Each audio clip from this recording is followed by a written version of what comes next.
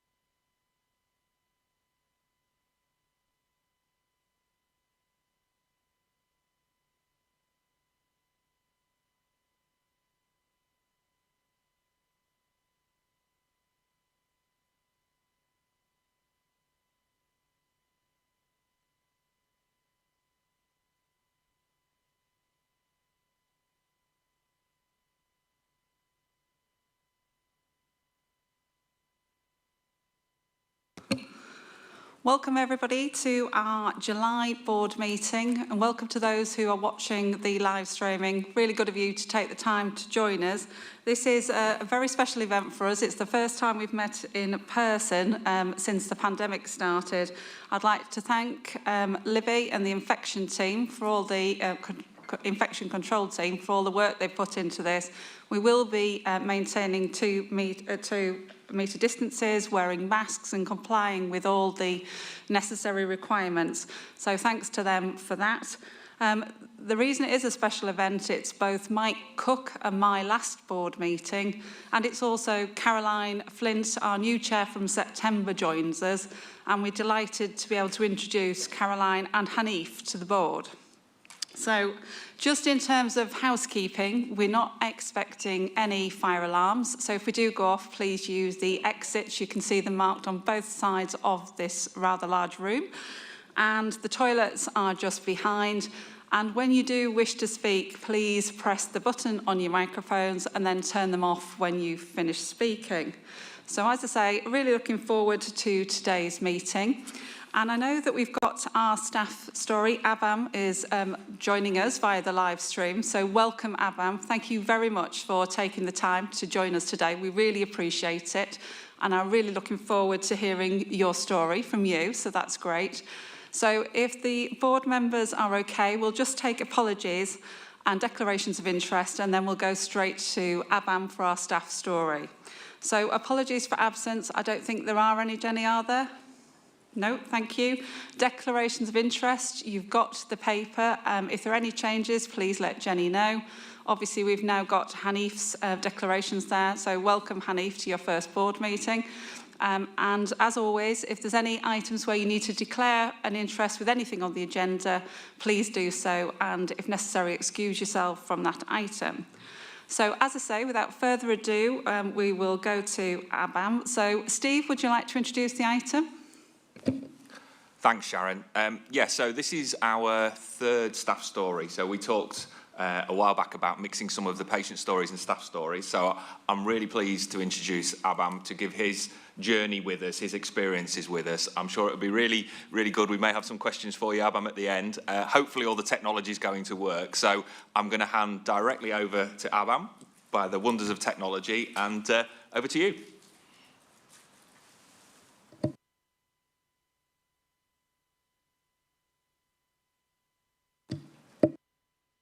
Think you might be on mute, Abam.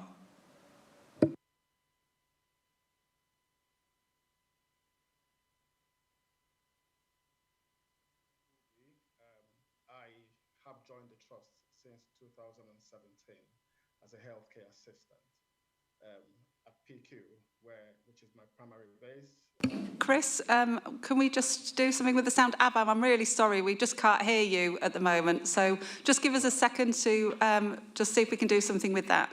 Check that you're not on mute as well, if you wouldn't mind. Thank you.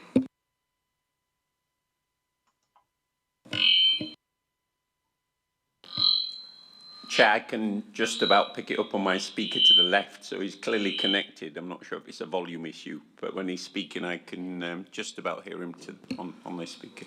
Thank you, Hanny. Can you hear me now? Is it better? That's perfect. Thank you. Great. Right. So my name is Abam Ubi. I am a student nurse apprentice. I have worked for the trust since 2017, October. I've worked across, various areas of the trust, but PQ has been my primary base, and it's been a very rewarding experience for me. I've worked, on different wards, in different settings, but I've always found myself coming back to PQ, which is my base, Over the years, I've taken up different roles in different areas of the trust. I've also experienced a lot of change, whilst here, but like I say, I've always found myself coming back to the PQ, because for me, the team is fantastic. The pace of activity at the PQ is quite fast, or could be quite fast most of the time. And I have, enjoyed every bit of it, especially because of the support I get, here at PQ. Next slide, please.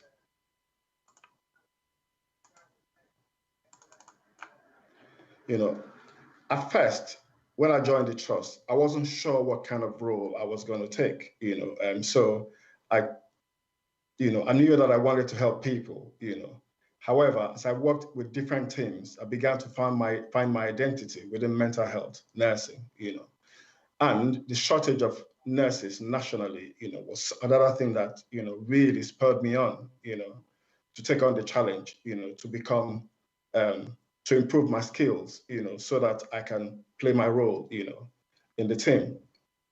Next slide, please.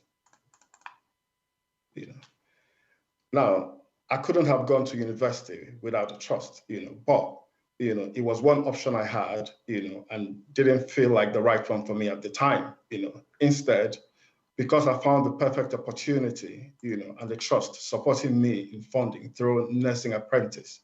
Without it, I wouldn't be able to, do the work I do and learn at the same time, which is very helpful. And I am really, really, really grateful for it, Next slide, please. I go around both at work and out of work, with my colleagues and everybody I meet, telling them to be able to pursue their dreams, in nursing. I mean, I know that, having been here for some time, sometimes we struggle, especially for qualified nurses, But I say to my colleagues that if it is your dream that you want to be a nurse, it's never too late.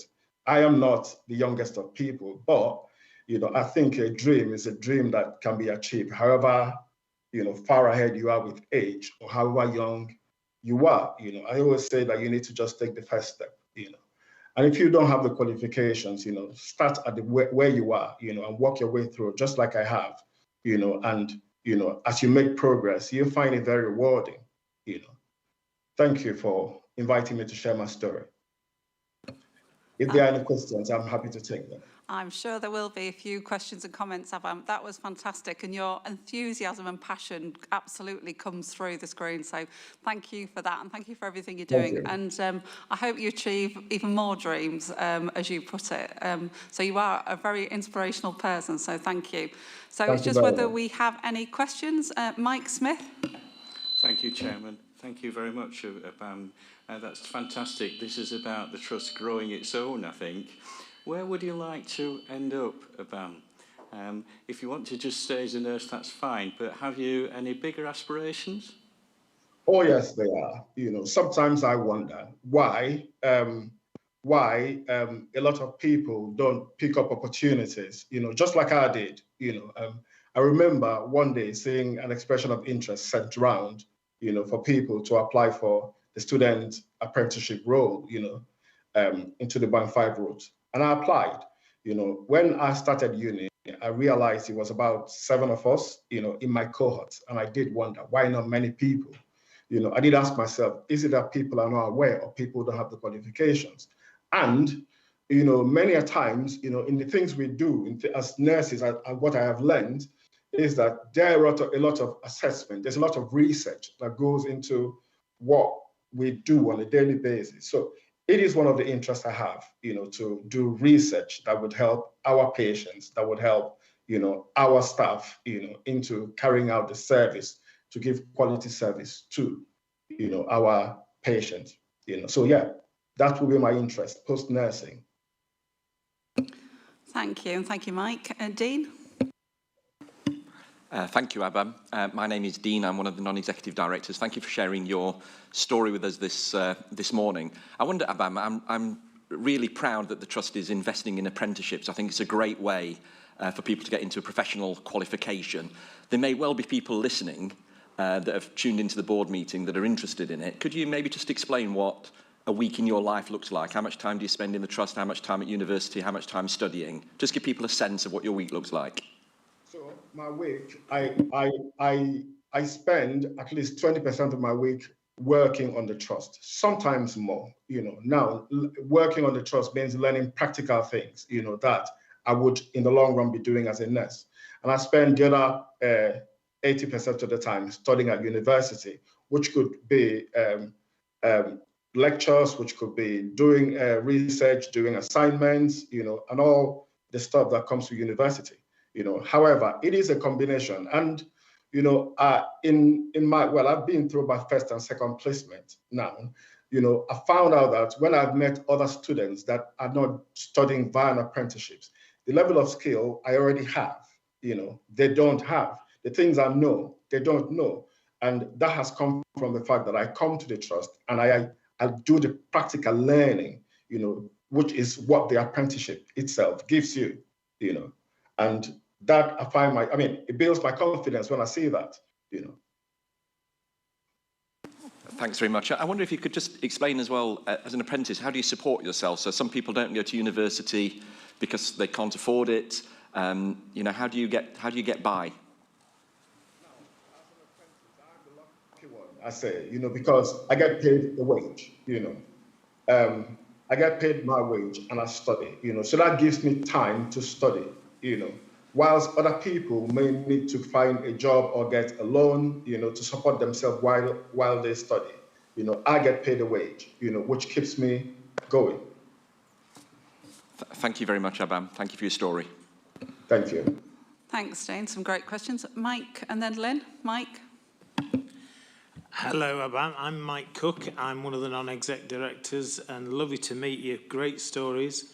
Nice to meet you. Keep going, keep going. You've got to keep this learning going and keep the positive drive going. Thank you. And you'll do well, I'm sure. Thank you. Just very interesting, the psychiatric intensive care area. You said you really like working because of the team environment. Yes. Is there anything else that draws you into that environment? Because it's quite a tough environment to work in, isn't it, at times? It is. How you know, what else is there about that environment that really interests you? At this psychiatric intensive care unit, you know, we have a very supportive team. Because we know that we will need to rely on each other when things get really tough, we are a very close team. Now in my 4 years of being here, I have been supported through, whether in supervisions, when things have gone right or not gone right, whether in annual appraisals, and the management has been quite supportive as well, helping me to identify my goals and drive myself towards my goals, pushing me in the direction, that I want to get to, Now, as much as PQ can be a high pressure environment, when things get really difficult, you rely on the fact that you've got a team that know each other, that know how to manage difficult situations to come together. And that has always been the case. That has been my experience whilst here at PQ, and which is the reason why I mean, if I could have my way, when I finish studying, I'd love to come back and help the team, That's great to hear. Thanks very much indeed. Thank you. Thanks, Mike. Lynn? Thank you, Sharon. Good morning, Abam. As others have said, I'm Lynn Parkinson. I'm the Chief Operating Officer. Your enthusiasm is really infectious. It's really coming through in what you're saying and the slides today. And touching on some of the things that Mike has said as well, great to have you in that PQ environment and so enthusiastic about that area because it is quite challenging. It is. But my question, Abam, you talked earlier about how you talk to others, colleagues, friends around nursing. It sounds like you're a great ambassador for us in that respect. And question is really sort of what do you think, if anything, that we can do more as a wider trust and organisation in terms of attracting people to this route and this role, in getting the message out there around sort of, with the enthusiasm that you have just described? Is there more that we can do you think? Well, I believe that a lot of my colleagues that have been healthcare assistants for quite a while, have the skills or have the knowledge that if they can push themselves a little forward, they can, develop their skills to be nurses. I believe that because I speak to a lot of them on the ward and on different wards I've been to, lots of people don't realize they have the skills. Lots of people have worked within the trust for quite a while, and don't realize that they have the skills to go forward, Now, in my talking to people, that's one of the key things I've found. So I think as a trust, if we can encourage people that already are here, because they know the terrain, they know the environment, to push themselves forward, just like there was the expression of interest at the time, and I expressed myself, to be interested. If we could have more of that, if I could have, like I say, like I go along to different places, I speak about my experience, I tell people, and I encourage other people, if they want to go for it, Now, that's also because sometimes when we struggle on the ward, for example, there are a few times where we've had to use, external, agency workers to fill in the gap for qualified nurses, whilst they know the nursing they do, sometimes because they don't know the terrain, it falls back on healthcare assistants to fill up the shortfalls that they don't have. So I say to my colleagues and the people that I meet, I say, look, if you have this vision, why not? Go for it. So in terms of a trust, I think we need to encourage people because we have people that have more skills than they're letting of. And for many people, just coming to work and getting a paycheck is good enough. But if we're able to say to them, it is more rewarding, you can do more, you can get more out of it, I think a lot of people will go for it. Thank you. That's really helpful. I do think there's more that we can do, as you say, about spotting those healthcare assistants and be really encouraging of this potential. Thank you. Thank you. Thanks, Lynn. And I'll pass over to Michelle. Good morning, Michelle Mann, Chief Executive, and thank you for a fantastic start to our board meeting. It's really great that we're having staff stories to share. Actually, Lynn asked my question really. I was going to ask about what more we could do. So thank you for that answer. I suppose for me it's to build on that really in relationship to how we can engage with higher education, school, you know, utilise some of the experiences in this story and yourself to encourage people, not just within our own organisation now, but actually in education to come into roles and to follow your footsteps, really. Good takeaway or any thoughts, or if you would, that was something that you perhaps would like to get involved with, really, because I think it really is important that that we do that and offer different careers and different pathways into what I think is a great vocation. And also just to say thank you for everything that you've been doing, because PQ and everywhere is intensive at the moment. So thank you so much. But anything in relationship to that you can help us with for the next stages of your journey would be really helpful. But thank you. I mean, as I've gone along, you know, in different places I've gone to, I have spoken to people. I mean, you know, and I will continue to do that. You know, however, can we have it on the global, you know, published that, I mean, regularly, to say, if you are interested in nursing, if you don't have the qualifications, contact us or people. If that's a regular story, it might draw in more people.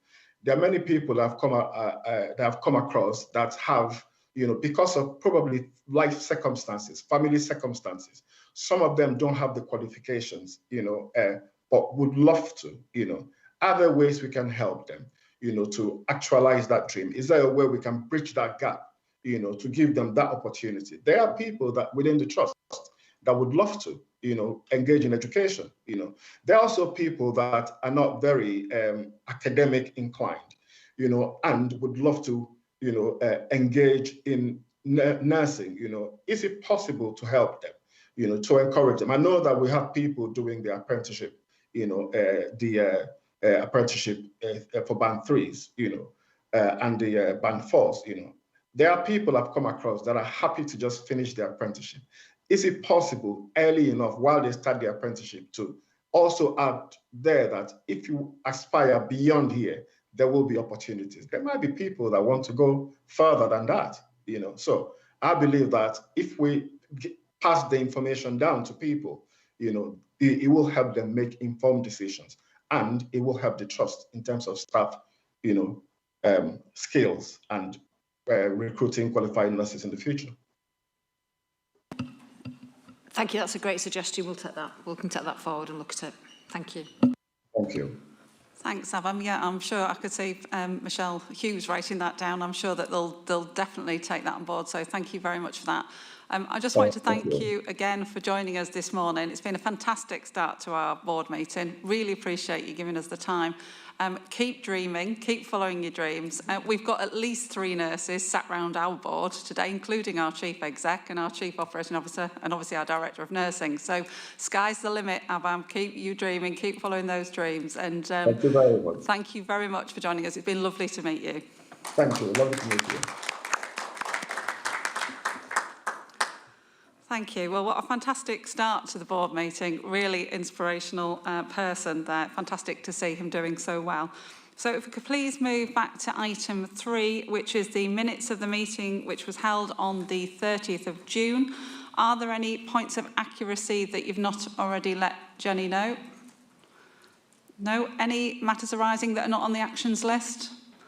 No? We'll take those as a true record then. Thank you. If we could move. But we have decided as a board that the majority of our board meetings going forward will be virtual, not least because we get more people able to join them and to join the board meeting and to see what we do and to participate in a different way. So the majority of board meetings going forward will be virtual. As I said, we are delighted to have Caroline Flint, who's our chair designate, here today. And as I say, one of the purposes of today is to introduce Caroline to the board. Also delighted to have Hanif Malik join us for his first board meeting. And again, great to be able to introduce Hanif to the board. In terms of our other non-execs, sadly, Mike Cook will be retiring at the end of next month. So this is Mike's last board meeting. I'd just like to, on behalf of the Trust and the board, thank Mike for everything he's done over the last 5 years. You've absolutely contributed so much and made a difference, Mike, to the board and to the Trust. Your ambition for patients and for our staff has never wavered, and you've championed so many improvements and causes. So on behalf of the board, Mike, thank you ever so much for everything you have done. And we've still got you for another month, so we will make the most of that. But it's just with it being your last board meeting. So thank you sincerely. And in terms of before the next board meeting, the non-exec recruitment, Caroline and I are working very closely with the governors, aren't we, Caroline, to set that in train to recruit a replacement for Mike, and that will start in the autumn. It will start before the next board meeting. And also the governor elections will also start before the next board meeting. We have quite a large amount of governor seats up for this round of elections, 8 or 9. So anything that board members can do, and if anybody's watching who's interested in being a governor, please get in touch. We have at least 8 seats up for election. So that will start also in September. So I think I'll just stop there for now, unless there are any questions. No, thank you very much. If we can move on to item 7, the Chief Executive Report. Michelle. Yeah, good morning again, everybody, and welcome. And thanks, as the Chair said, to the board support who have made this possible today. It's not been without its challenges. And thanks, everybody, for dialing in. Obviously, people have had a chance to have a look at my reports. As usual, I'll just pick out some headlines. First of all, it was great that the executive team did have a face-to-face under strict infection control regulations, just to start the leadership work that our staff have been participating in from Lumina, and that was a really great session. So, and I'll be speaking with Caroline about how we develop that for the board going forward as well. As you will see in my report, that the Trust was successful in the Hull Daily Mail Health and Care Awards that were recently held, and that's fantastic. And congratulations to Soraya and to the Smoking in Pregnancy project, really well-deserved winners. But we had a few others shortlisted as well, and that's also really important. I mentioned the Youth Board. The Youth Board does continue, and I thank Mandy and the team for facilitating that. And I think at some point we need to have a conversation about how we link in with the Youth Board, and now they're getting established with their terms of reference, their scope, their work plan, and that may be something for a development day that we look at and see how we can utilise that group to be influential in the board's work, because obviously that's why we've developed it. And I know the meeting this morning as well, so that'll be really, really helpful. We've mentioned a couple of times before about the external governance review that we have to do statutorily as part of our licence. So if you look up on the page 4 of my report, sorry, I haven't got the iPad, so I don't know what page it is. Looking at Francis, who normally does give us the page numbers, it just goes through the timelines of the external governance review, and that will start in September. And go through to March and April, and Michelle Hughes will be the lead on that. So we have to do that. We think that we've done a lot of work for the trustee, the board effectiveness groups, and things that it should be relatively straightforward, but we will see, but that work commences. The other thing I'd like to draw your attention to is the board voting. As we've heard, Mike Cook is retiring. That does alter the balance of non-execs versus executives. So until we've made some appointments, I'm proposing that the Chief Operating Officer won't be a voting member. We never vote on anything, but we have to maintain our statutory constitution. So it's not ideal, but that's the position, because we've got a very small board. The other executives are statutory directors, so they have to be on the board. So I'm hoping that's okay. And thanks to Lynn for your understanding on that. It's really helpful. The rest of the things I'll just flick over, just because I'm conscious of time, and you've seen the report. Obviously, the Health and Social Care Bill is going through the House at the moment. We did have a good strategy session on Monday, so we did have a conversation about that, but it is in the paper, and we'll watch that with interest, and we'll watch the developments as the integrated care system starts to continue to develop its structure. There's a really detailed COVID update in there. I'm sure Lynn would want to raise some of that, some of those points, and John can maybe just give us a bit of an update on where we're up to with the proposed vaccine boosters and flu campaign this year. Also, it might be helpful if Hilary just gives a very potted update about CQC changes. It's great that we've been shortlisted for 4 Health Service Journal Patient Safety Awards. What a great journey that we've come on. If you remember, these are the absolute Oscars of the NHS. Thousands and thousands and thousands of people enter these. So just to be shortlisted is an absolute achievement in itself. And the groups on there, I've written out to all of them just to say congratulations. So, and well led by Hilary, Mike Cook and John particularly, and others from the Quality Committee. I'm not going to mention too much on 365 because we'll hear a lot about that over the next few months. That's our major project to migrate everybody onto 365. It is a major piece of work, so please can people bear with us when we do start to have the odd technical glitch. We've got a fantastic IT department, but it is a major project, and Pete Beckwith is leading that. Great to have the update on the staff accommodation. If you remember, we've invested more this year than we've ever done in our capital programme, but specifically for staff accommodation and to increase staff facilities. So there's a bit of an update on that. And I will leave that there. There's lots on comms, communications and health stars that Michelle and I want to pick on. I just wanted to raise something about Market Wheaton that's not in the paper. There was a meeting last night about Market Wheaton general practice. We're aware of some of the pressures in that system. We are following national guidelines. We have compared our complaints over the last 12 months and they're not significantly increased nor upheld. And I thank sincerely the team at Market Wheaton and Lynn's team for dealing with the current pressures and the challenges on there. I have met with not the council, him, but the county council, Councillor Stathers, and the leader of the council with the chair and with Lynn on separate occasions, and we will be writing to the residents of Market Wheaton and the practices just to set out some of the issues on that. As I say, we didn't pat it last night in the public meeting. That was by agreement with the council. But we will keep the board briefed on that. And I'll pause there and ask my colleagues if they want to pick anything up before opening it to questions, Chair. Thank you, Michelle. Lynn, shall we come to Lynn, John and Hilary in that order? So Lynn first, please. Thank you, Chair. Yes, so just in relation to COVID, as the report describes, over the last month, obviously we have seen continuing high pressures across most of our operational services, actually, including primary care, which I've been reporting here for quite some while. It did mean for a short period of time in June that we did raise our operational pressures using the Opal system to Opal 4, which is the highest sort of category around extreme pressures. That was primarily due to combination of increase in factors, particularly in relation to the ongoing position around children and young people's mental health demand with the direct impact that COVID has had in relation to them. We have seen a small number of our inpatients in mental health beds test positive for COVID, so we did need to step up our isolation arrangements, and also our one of our wards was closed to admissions in line with our infection control guidelines. That has put pressure on our staffing overall. There is some information in the appendix that demonstrates that our staff availability, sort of in terms of sickness absence, was a pressure for us. I'm pleased to report that it does actually appear to have stabilised now over the last sort of couple of weeks, which is good.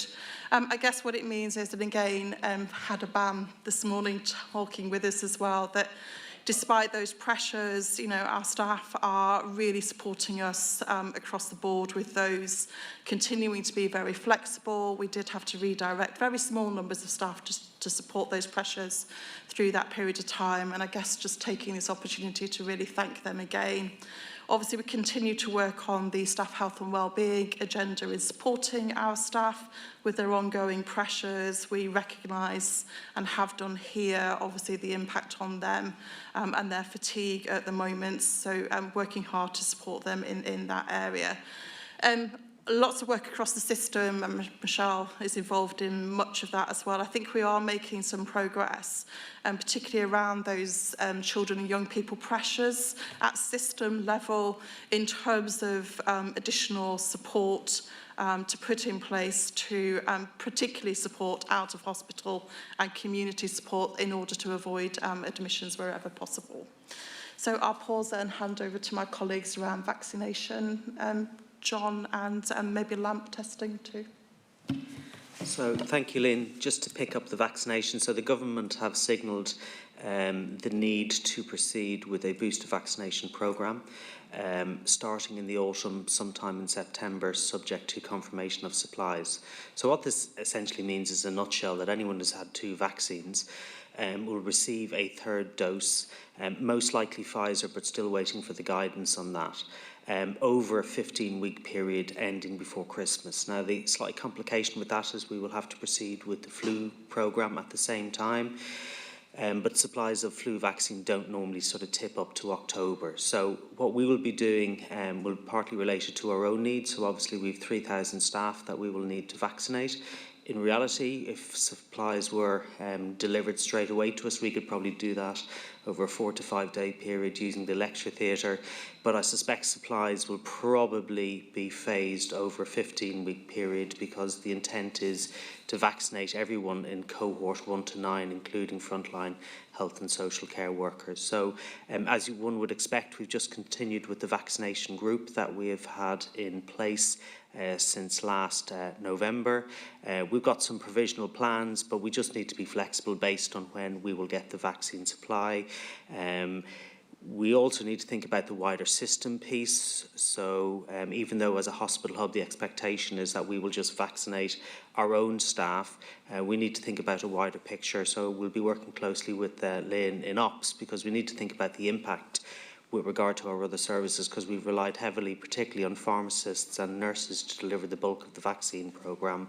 But obviously when you look at our waiting lists and stuff, we have other tasks we need to achieve as a trust in terms of restore and recover. So we haven't fixed exactly what we're going to do yet. We do know how we're going to do it. We get evidence that we can do it effectively. But I suspect any plans that we come up with will need to be adjustable, because I suspect it'll come down to when we will get the supplies and how quickly we get them.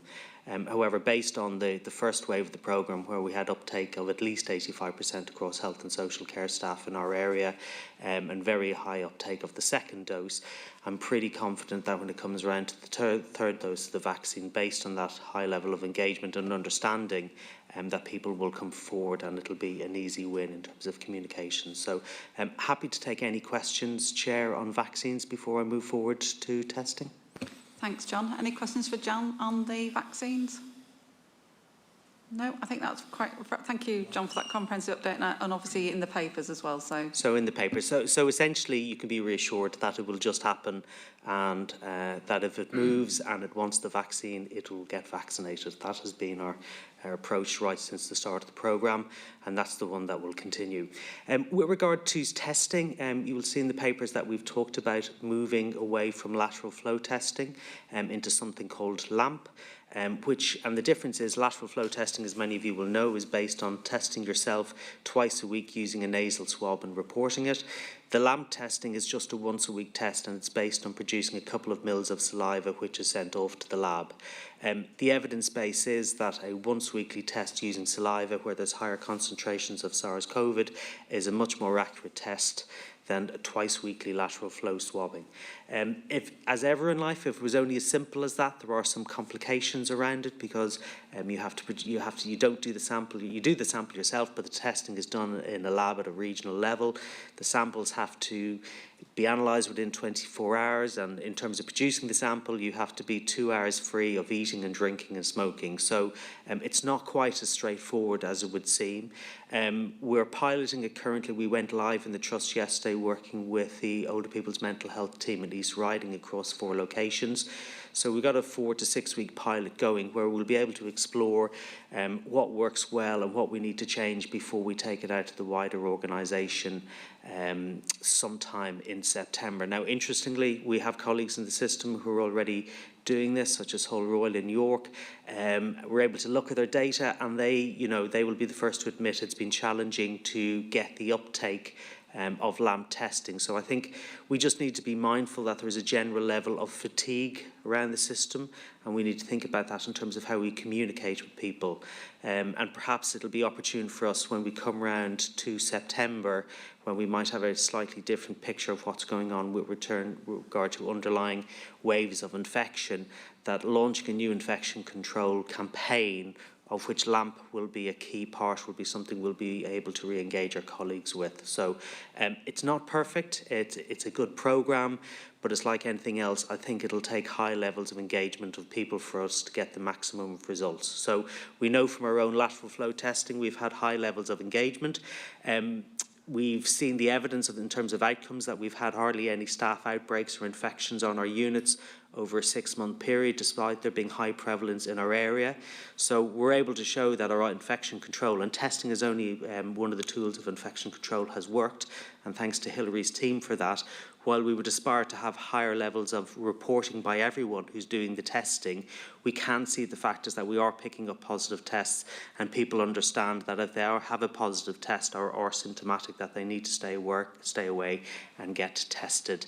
If you have a positive LAMP test, you actually won't need a PCR test because of that will be positive. So I think there's some learnings to emerge over the next month or so in terms of how it's rolling out internally, and hopefully we can iron out some of the flaws before.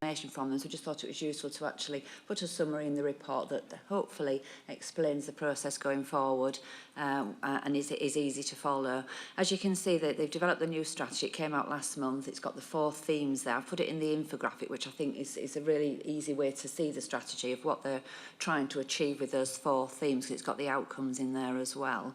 It will be a new way of regulating. Obviously, their role is still to regulate providers, but their approach is going to be a mix of on-site and off-site, so looking more at information and intelligence and having meetings with providers discussing the information with them.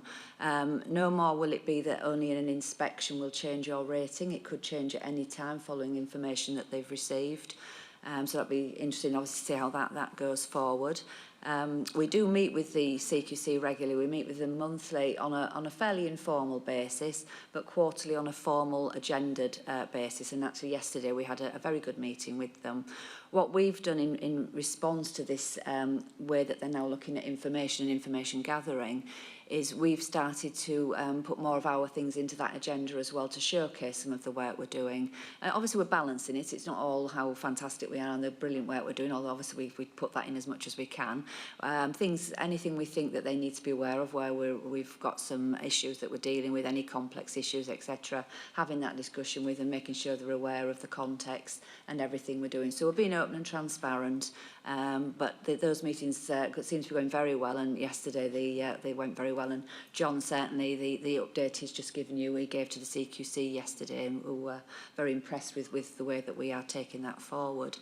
Other things that they're just doing at the moment then are they're reviewing the key lines of inquiry. So they're going to keep those areas, the safe, well-led, etc.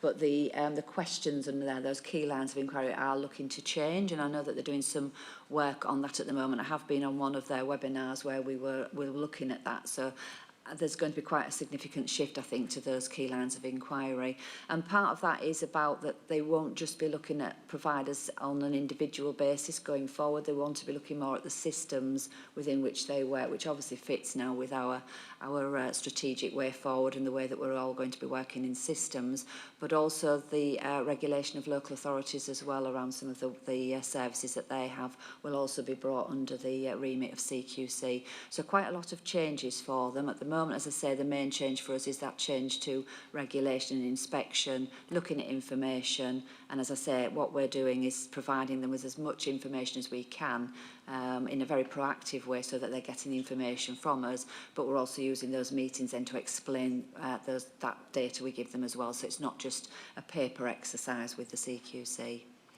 So there is a full update in there, and obviously there's lots of things on the internet if anybody wants to read any more about it. The strategy's on there as well, but I hope that what we've put into that report gives you an idea of where we are at the moment and how we are preparing as well, doing the peer reviews, etc., and review of the current key lines of inquiry to make sure that we are ready for any inspections that may suddenly come, because they will be unannounced when they do arrive in our services, and it's making sure everybody's always CQC ready. Thank you, Hilary, and I think there's a further reference in the next paper as well to it. So thank you for the information. It's very useful, and as you say, the diagram is quite useful in itself to see it as a snapshot. So we'll take questions now. Michelle Hughes. Thank you, Chair. Just to add a couple of things before we go to questions, if I may. Just going back to the Youth Board, this is being driven by Mandy Dawley, the Head of Patient and Carer Experience, and her team. But it is being considered in the Governor Group, engaging with members Governor Group. We've offered the opportunity to members of the Youth Board to attend our group to hopefully gain confidence and encourage young members to become members and eventually put themselves up for election. So governors are very embedded and joined up with that group. So I just wanted to highlight that. And secondly, as it is a public meeting, I didn't want to miss the opportunity to promote our Unbelievable recruitment website. If anyone hasn't yet visited it, there's some fantastic videos of our staff outlining why this trust in particular is a fantastic place to work. So I would recommend it to anybody looking for a new pathway. Thank you. Thank you, Michelle. That's great. Thank you. And they are really good, the videos, absolutely fantastic and well worth a look. Okay, so we'll take questions now. So I'll start with Francis. Thank you, Chair. A few questions and a few comments. Again, a really excellent report. It's really good to see. And it would be remiss not to say how well done for all of the awards, the whole and the AHSJ ones that we're doing. In terms of the research on page 29, it's great that we've got the money for the research nurse. I was just wondering what exactly will be the area of focus for her. Do you want me to do all my bits or take them one at a time? Okay, yes, so that was my first question. The second one was on the on page 30, which was around the health bill, and it was just a comment that interesting that the ICS will be setting, they themselves will be setting how much they will get paid and how much their length of tenure is, which doesn't seem to me to be the right way to go about doing things when you're setting your own pay and setting your own terms and conditions. I'll leave it there. The next one was on the peer support training on page 37, which is great, and it would be great to have a bit more information on the training development that we've got in there, which looks really interesting. Page 41 on the Whitby UTC, really good to see that. On page 47 under the working arrangements, great to see all the work that's there. The only thing I'll caution about missing, if a lot of people are working from home, you miss that, the softer stuff and some of the softer intelligence when you just meet people and have a coffee, and which you don't really get on Zoom and Teams and those kinds of things. The bidding on the new wave hospitals seems good, and I presume we are progressing with that, and we're getting the outline case, I think, to FIC and to board next 2 meetings, which would be good. And just great news on the youth board. That sounds like a really, really good initiative. So the questions were really around research and the peer support training development that we've got. Thanks, Francis, some useful comments. I will pass over to my colleagues. Obviously, I will just pick up, obviously, with Whitby UTC, that I think it's really, really positive step now that that's been confirmed, and I think everybody's been involved with that, and that will be really beneficial for the Whitby area, and everything is on track for that completion by the end of August. So we were just working at the moment a communication strategy at the moment. The new build, yes, sorry, I did actually mean to pick it up in my the wave of 8. We're looking at exactly where we're up to with that. I've had some conversations already with Claire Murdoch, and I know that Pete's having some conversations just to keep a real close eye on it. Plus, I know a couple of people that are on the HIP board as well, the actual board itself. So we're just trying to link in as much as we can on that, and we'll keep obviously keep you posted. If I can pass over to Lynn for the peer support and John for the research. As you know, I obviously declare an interest. I'm chair of the Clinical Research Network, but I'm really proud of our research development. It's really, really progressing really well as an organisation, and that's so important for our continued journey. But if I pass over to Lynn first on the peer support, if that's okay, and then bring John in if that's okay, Chair. Thank you. Thanks, Francis. Thanks, Michelle, and thanks for the question, Francis. So I'm really pleased, obviously, to report the progress that we've made over the last sort of 12, 18 months in relation to the recruitment of the peer support worker roles. They're really integral in quite a number of our services now, particularly our community mental health teams, really connected to the CMHT transformation, of which there's another paper later on the agenda today. It's really key and important that these roles are really well supported in order for them to be successful in the organisation. So I hope the paper or the element of Michelle's report really describes that. I think what we've developed now is quite robust, Francis, in that respect. It's really important that the roles are supported well internally, that the individuals are supported really well, but that actually our teams are prepared well to receive these roles as well. And I think we've laid the foundations now for these roles and a really good platform to build upon as well. But in addition to that, we are in a position where we are now accessing a bespoke academic programme actually via Teesside University. And we were great actually to be in a position to have access to those places, and we've got more coming on stream as well. We are working directly with IMROC as well, a national programme organisation that really have laid the legacy nationally for how to support these roles well. So I think there's more to come from that partnership as we go forward as well. But the other element that you'll see in the paper, and I think this is really important as well, that we are working with a national team to design and commence an apprenticeship programme to support these roles, which I guess goes back to Aban's conversation earlier. This isn't just about the roles as they stand now. For me, it's really around, how these roles are well placed in the organisation and that there are career pathways designed for the future as well. So I think all in all, it's quite comprehensive, but more to build on. It also, the paper talks about a route into peer support workers via a bespoke training programme that will be delivered by our recovery college platform too. I think that's quite innovative. And again, really hope to see that successful. So that'll be launched this summer. Just on that, I think it's a fantastic programme. I think it's really, really impressive what you've done. We've had Tom in the past talk to us. It'd be great, maybe in 6 or 8 months, once this is up and running, to have somebody come back and talk to us about all of this, because it's just so good. I think that'd be a good idea, Francis. We did have another peer support worker come to the board, actually, as well as a staff story, didn't we, as well? So that was really powerful. And she told us so eloquently about her journey through being a service user to peer support worker. So that's good. Just before we move to John, Mike, I presume it might be on this. Is it on this subject or is it a different question? Oh, is it all right if we just take John on the research and then we'll come to you, Mike? Thank you, John.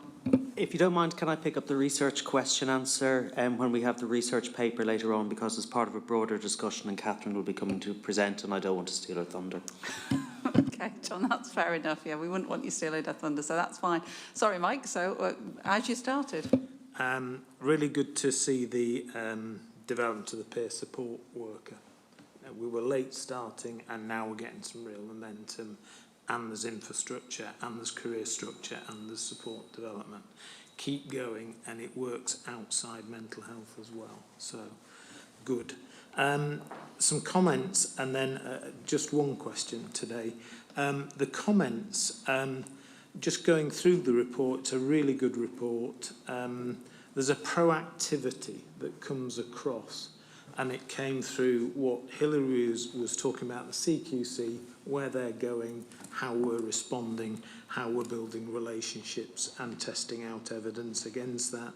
The COVID response, the vaccination, third jabs along with flu, really good, along with other things. So if I may, on board development on 1.2, delighted to see this, something I'd like to see more systematic here, and great EMT looking at it. It does need chair and non-exec involvement, and that's really important, as we saw on Monday. That was a good session and very helpful to reflect with Stephen Eames on the new Healthcare Act. So thanks for organising that, Michelle. Yeah, 1.6, well done on the primary care monies. That is really good to see, and we look forward to hearing more from Catherine. On the external governance review, it's important the chair's involved in that too, in terms of shaping who is going to be involved with delivering that. I'm sure that will go well, and I wish you well with that. In terms of the Statutory Safety Awards, it's really interesting, the spread of the HSJ categories. So you've got children and young people on sensory processing, really difficult area, medicines management, safety, learning disability in terms of the PPE packs and therapeutic relationship, and then maternity and midwife on actually it's substance misuse and addictions. I think that's a great spread. So to have that, well done to Hilary and the team on the leadership to get that. I think that bodes well for where we are on safety, with our own tailored strategy in light of the national one. So really good stuff, all of that. In terms of the question, I just noticed, Lynn, in your overview on mental health, we've changed access to the front door for people with mental health problems, and I think that was mid-July. I just wonder, one, how's that going? And two, are we doing enough monitoring to see any early signs of any problem, anybody being missed? Because that can be a real risk at those times. Thank you. Yes, thank you, Mike. So this change came into effect on the 19th, so that was last Monday. So obviously we are monitoring this, I can assure you, extremely closely at the moment. I think it's a really positive change. Obviously I've reported here, and I think it's been a recurring issue around what we have seen over recent times, which is obviously increased demand, increasing complexity. We had that generic telephone number, for want of a better word, that was access for all. So that was public facing, and it was also the same number for our referrers, particularly primary care. And I think it's very fair to say that demand overfaced that element of the service. So spent quite a lot of time, obviously, as you would expect, engaging internally, but engaging internally with partners around redesigning this element of service. So really pleased to say that we have got, and we've worked in partnership with Mind, who now have the public-facing element of the general number that anybody can ring with a mental health issue. I met with Emma Dallimore yesterday, so a week and a bit in, around how that's sort of going from their point of view. They're really pleased with the way that it's working. The demand is high. So just to give you sort of a flavour of that, they're receiving somewhere between 250 and 300 calls in a 24-hour period. At the moment. What they are finding is that level of need that's coming through, that call is the level of need that they would expect to be able to support and address themselves. Obviously, there is an element of more urgent than crisis, more complex needs. So we are watching, there is a integrated pathway that for any of those calls that they do receive, those goes directly to our crisis team for response.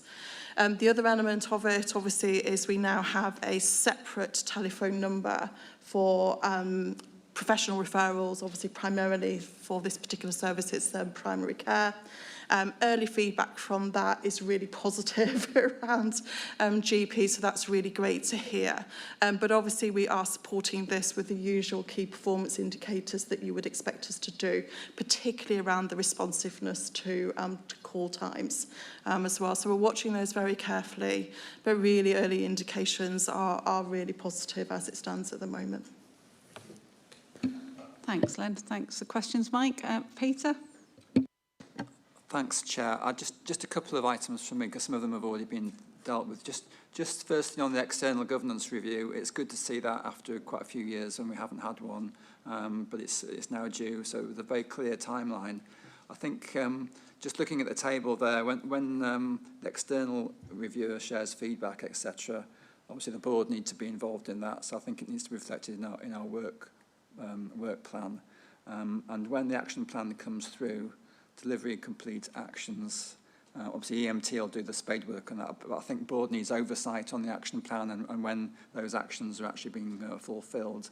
And the board might want to delegate some of that work to the audit committee as well. So I think there's one or two things there to be noted for the work plans as we go through 2022. Then looking at 5.1.2, the Whitby Urgent Treatment Centre. So that's really good to see that we're doing some extra work at Whitby on the back of the refurbishment. I just wondered, from my point of view, what the difference was between an urgent treatment centre and an MIU, minor injuries unit, and whether that involved extra resource and whether that resource was available and being properly funded, and whether there was a business case in that case for this possibly extra work that we're doing. Again, I'll pick up the governance and I'll pick over. There are subtle differences between MIUs and UTCs. Not massive, but some subtle. And yes, there are some resource implications. So, great questions. The governance review, yes, I think our last one was about 2017, if I remember rightly. So we have gone to the end of that of the period, as it were. And a really good points about oversight by the board. So I know Michelle was noting that down. So we'll make sure that happens. And I think the audit committee is really great. I think the audit committee is probably the owner of it, to be fair, looking at Michelle on behalf of the board. But we can have a conversation at board when we get into that process. So we'll make sure that's updated. But really good observations. Thanks. And if I can pass over to Lynn for the delicacies about the differences between the MIU and the UTC. So. Thank you, Peter. Yes, so I guess in essence, to drill it down, there obviously are a very clear set of standards in relation to a UTC. So we've assessed ourselves against those standards. In fact, we've assessed ourselves sort of 2 or 3 times actually over recent months and have worked with the commissioners, because our view was, and obviously the national direction and strategy was very much around moving away from MIUs to UTCs in order to have that national consistency, which is really about the public understanding, what to do, with particular urgent issues. So the subtle differences are that it has a slightly more focus on minor illnesses rather than just minor injuries. And the other element of it is that it's tied into NHS 111, and particularly the ability to direct book patients into a UTC. So that's why the Directory of Services bit is quite critical in that. So those are the 2 key changes primarily. In terms of the resource and the staffing, obviously again we've assessed ourselves against the standard. If there was one area that we needed just to tweak and change a little bit, and we have done that in conversation with the CCGs, was particularly around direct access to GPs. So we have GPs based at Whitby Hospital anyway in relation to the ward, so we've made some changes to make sure that they're tied into the UTC requirements. Thanks for that, Lynn. Sorry, should I just say, because we do use abbreviations and things, and I'm just thinking we've got some general people dialing in. So UTC is Urgent Treatment Centre, and instead of a minor injuries unit, which is an MIU. So apologies, I think people may know that, people may not know that, but as I say, we have got some people that are viewing for the first time potentially. So I was just sorry, Chair, I just thought I'd clarify it, that's all. And please do ask because we do get into abbreviation language, don't we? So please do pull us up. And I'm sure we'll. No, that's a good call. It's usually poor Pete Beckwith who I'm pulling up on his abbreviations, so it's only fair that we apply it to everybody, so that's fine. Thank you for that, Lynn. Are there any other questions on this report?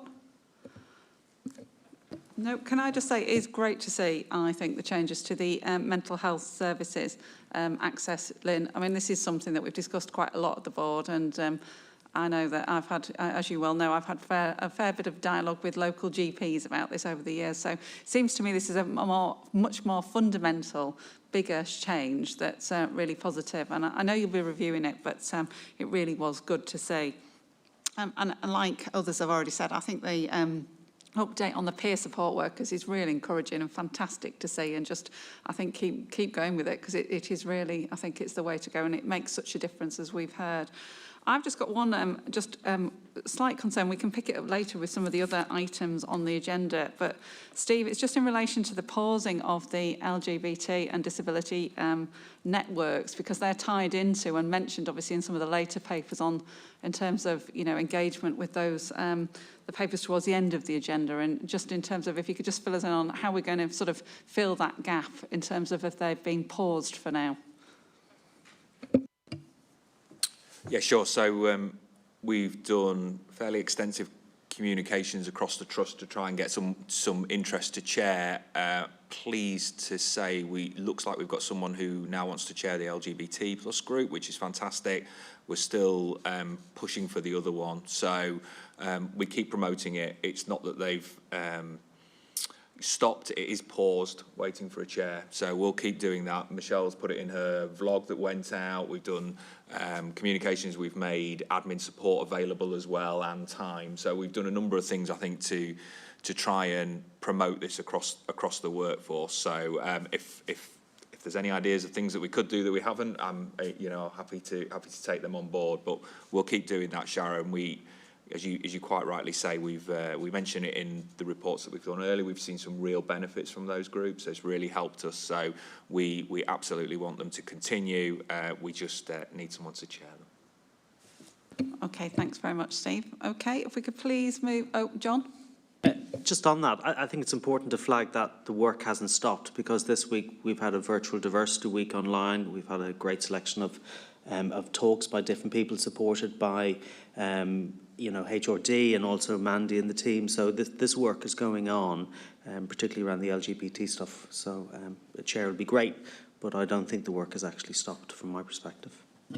No, thanks, John. Michelle? Yes, I'm glad it's raised, because and thanks, the work has continued and will continue. I do think that, and I've had a conversation with Steve and others, that we do need to do a bit more work on physical disability and that disability agenda particular.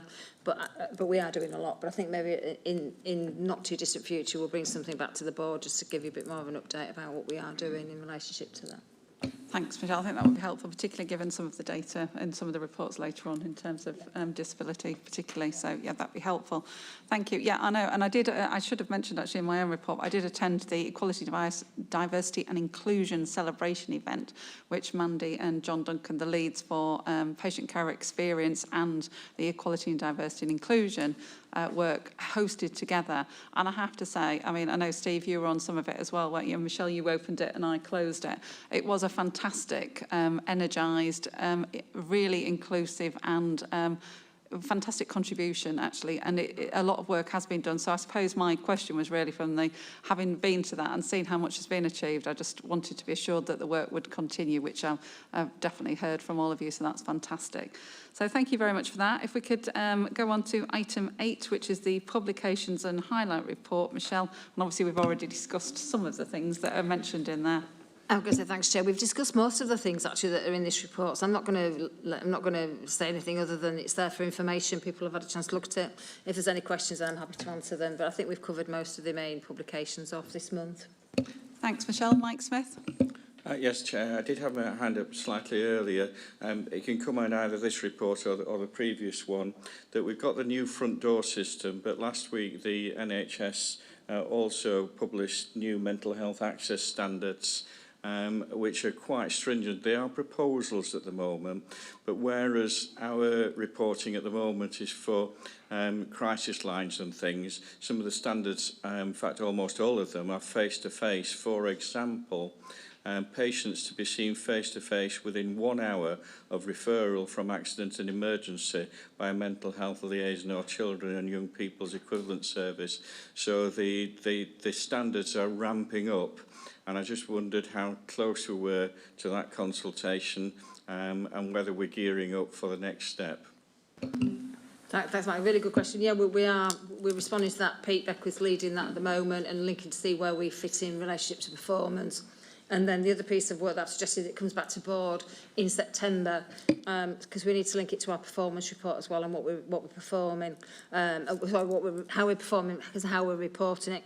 Because as you're right, it moves not just from urgent, but also from non-urgent referrals. Because urgent referrals, you need to see within, I think, 30 minutes. I think so. There's some significant challenges in there as well. So we need to look at that in relationship to resources as well.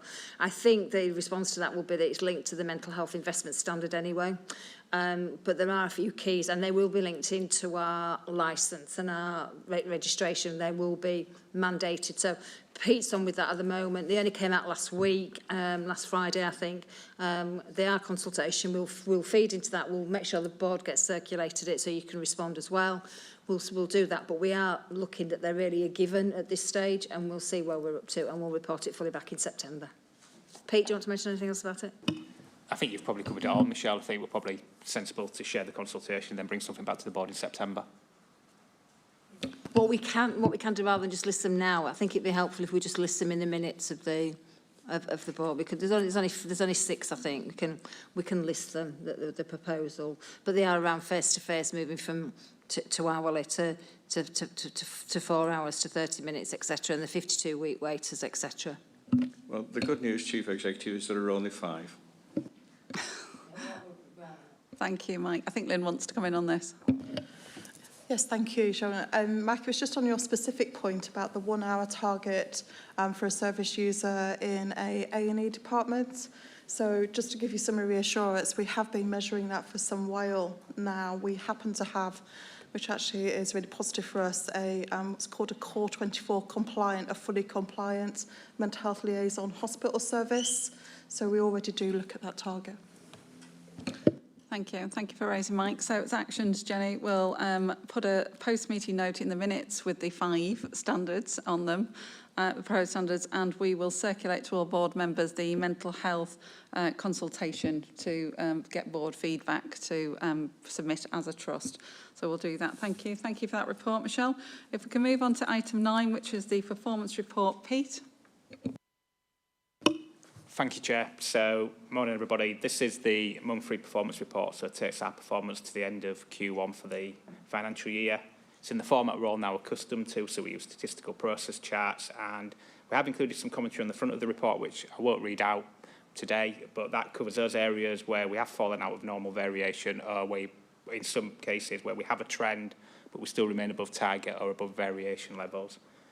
I'll invite Lynn to maybe comment just on some of the operational indicators in the paper, and then suggest we move to questions. Sorry. No, thanks, Pete. Yes, Lynn, if you could, and if you could pick up waiting lists as well while you're on, that would be great. Thank you.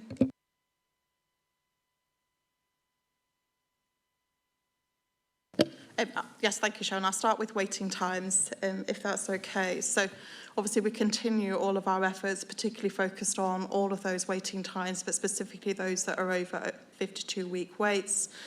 So obviously the work that we're really undertaking, that I've been reporting to the board for some months now, particularly around autism spectrum diagnosis in children. So we have seen another in-month improvement across the board. Obviously, as we discussed here last time, there is obviously pressure, quite rightly, to expedite the rate of improvement there. So again, we are just making sure that those pathway changes that we've embedded into these clinical processes are working efficiently and effectively. So the Deputy Chief Operating Officer, Claire Jenkinson, continues to work with that and monitor the work very closely at the moment. But it's pleasing to see that we are sustaining the improvement overall. I haven't included this month the extra appendix around the East Riding and Hull position. My suggestion is that we put that, or I put that into this report on a quarterly basis. We are now seeing some improvement. The improvement appears to be sustained, which is great, but I'll bring that back probably in September, Chair. Out of area position, obviously there has been some in-month improvement in that, and again we are monitoring that very closely. Our expectation is that we will be in a position, and we have had the position reviewed by our infection control team, to be in a position to open some of the beds that we've had to close because of the COVID restrictions. So that will help offset some of those pressures. We are expecting the works are on track at Maester Lodge to complete. So that obviously will have an impact when we are able to not only reinstate all of the beds at Maester Lodge, but obviously open the additional beds too. So it's good to be in that positive position. However, we are, nationally required to be in a position where we're able to reduce our out of areas fundamentally and ideally achieve a trajectory of 0 this year. So we have developed an operational plan to get us to that point, and we're working hard on that at the moment. There were some 7-day follow-up breaches in month. I have put an explanation there in relation to those, but just to reassure you that whenever they occur, they are reviewed very quickly within the clinical team in which they've taken place, and there were robust attempts to contact the service users in each and every one of the cases. There was some learning from one of the cases, and I can assure you that that learning now has been put in place, but again we continue to monitor that very robustly. There was an in-month reduction in the recovery rate for IAPT. However, I am pleased to tell you that as of the 20th of July, that has recovered and is now 56.4%, so back in its normal variation, which is great. I'll stop there. I'm happy to answer any questions. Thanks, Lynn. And I think the next board meeting is September anyway, so I think if you could bring that table back for September, and if it's going in the trajectory, I would suggest the board probably just get it quarterly as you suggest, but the board can review it in September when it gets that, and if it's on track, take a decision then, I would suggest. But yes, we'll take that as an action, so thank you for that. So questions, please. I'll start with Mike Smith, please. Yeah, Lynn, on the out-of-area placement days, very pleased to see the reduction, but I just wanted to say thank you for the additional annotations with the absolute numbers of patients. That's very helpful and puts it into context for me and colleagues. Thank you. Thanks for that, Mike. And I think come September report, some other further details going in, as was on the board tracker, I think, this month. Yes, correct, Sharon. So we're actually going to break them down into SPC charts for each of those different types of out-of-area placement. So I think, Mike, it would just helpful to be able to see that, particularly as we start to recover the position across all of those groups. Thank you. Peter Barron. Thanks, Chair. Yeah, I've got a couple of questions inspired by the dashboard. So, first of all, Whitby. I thought it was a good report actually because you brought out a lot of the issues in the opening paper that I think would be covered, normally by questions. So I think that from that in that regard, well done for that. It's just one of the questions is on Whitby, and I noticed the sickness levels there have edged up like 11%. It says no return for clinical supervision, but in the dialogue at the beginning, it says that clinical supervision is an issue. So I guess the fact there's the highest sickness may have an impact on clinical supervision there. So maybe some reassurance on that, where it's going, because it's 94% full, so it's a pretty full unit. And if there's 11% sickness, I'm seeing a bank fill rate of 0.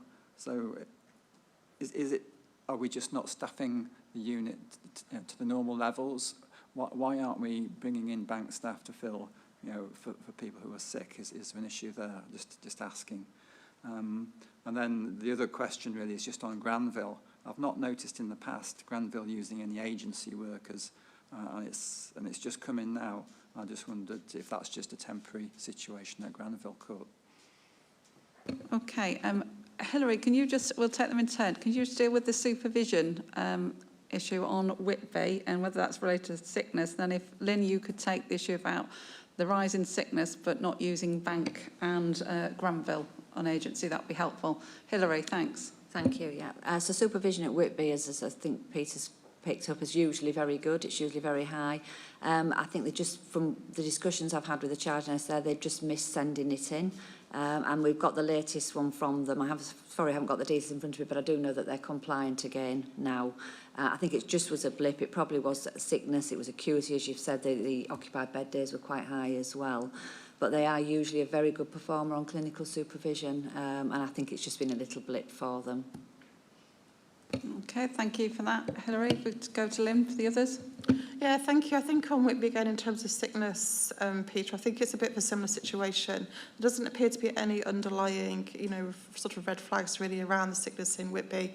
There have been increased pressures, as I've been reporting operationally at Whitby, particularly as well. In fact, Whitby staff have been supporting sort of the Moulton area as well whilst we've recruited. So again, thank you for those staff that have supported there. But pressures are high and complexity is high. But we'll continue to obviously to monitor it very closely. There isn't, as it stands at the minute, any real cause for concern right now. In terms of Granville and agency staff, you're right, that's a pretty stable team overall at Granville Court, which is great, really dedicated service. But we have got some long-term absence in that team at the moment, and that's what's caused the use of agency staff.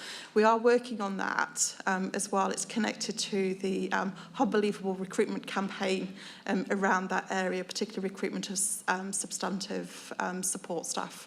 So I think when we get that recruitment position resolved as well, that will improve the position too. Okay, Peter? Thank you. Yeah. Thank you for that, Lynn and Hilary.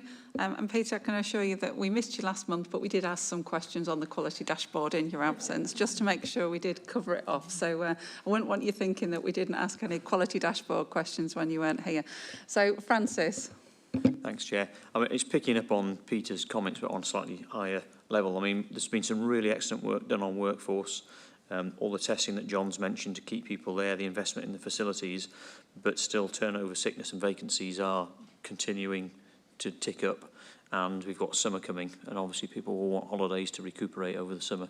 So it's just about keeping an eye on. It's not really a question. It's just, despite all of the really good work that everybody's doing, you can see the pressures that are coming in, and the holiday season isn't going to help. So it's kind of Peter's question on a bigger scale.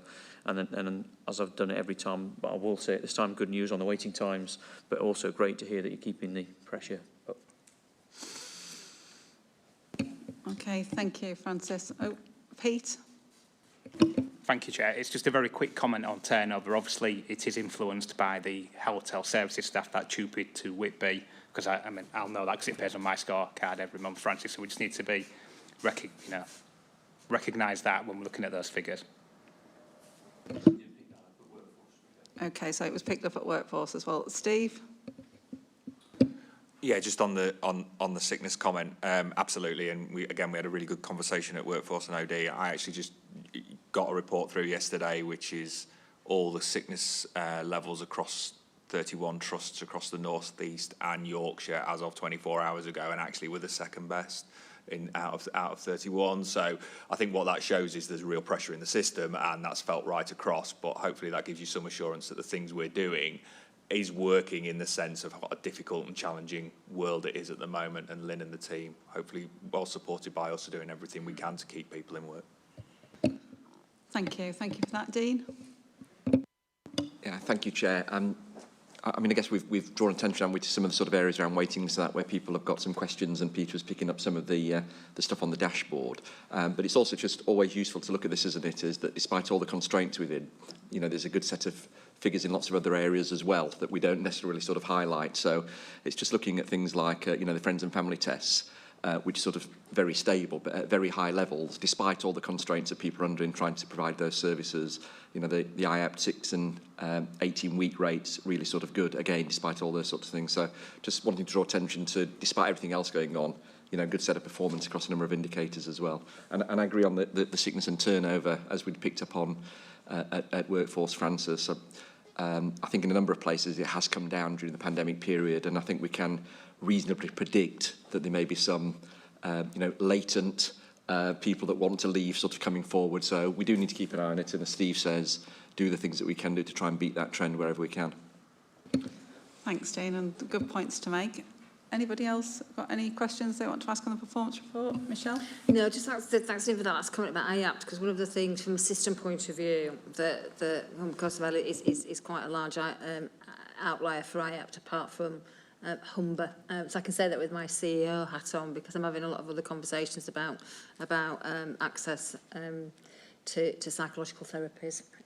So thank you for picking that up. I think it is useful. And workforce, I think it is important to know that we'll continue to support our staff as much as we can, but it is really challenging out there, and the figures, you know, when you look at the staffing board, can be a bit startling, but when you put it into that context of overall, and I think it's useful for Steve to put that into position in relationship to comparisons, but we don't slack on it. We do talk about it, the executive team, probably I think every single time we meet, about what we're doing with how we can support staff, and I know that when we meet with staff we're constantly asking them, so it's something that we will continually change, develop and do different things and different things for different areas, because we've got such a vast array of services, and one thing will work in one area and one thing won't work in another area, so it is that constant discussion. So, and any suggestions from people are more than welcome. I know the Workforce Committee do spend a lot of time on it as well, and that's really helpful, so thank you.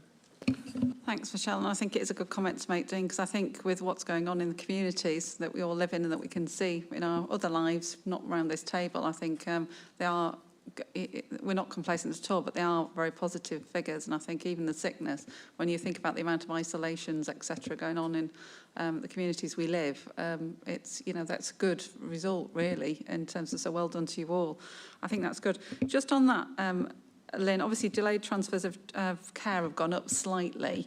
I think it's page 191, and I presume that I'd read elsewhere about the pressures on the local authority due to the same things, isolation, etc. Are they directly linked? Is that what the reason for that increase? Yes, Sharon, so a really good point to pick up, and it has been picked up both locally and obviously within the ICS, the pressures on local authorities across the board, whether it's North Yorkshire, East Riding or Hull, their operational pressures. They also use the same OPAL levels that we do, and most of them are operating at OPAL 3, teetering on OPAL 4 most of the time, and I'm afraid that is due to the difficulties around the provider market at the moment in relation to residential care. If I'm honest, Sharon, I'm pleased to see that we haven't seen a more dramatic impact than the one that we've got at the moment, but obviously we continue to monitor that very closely.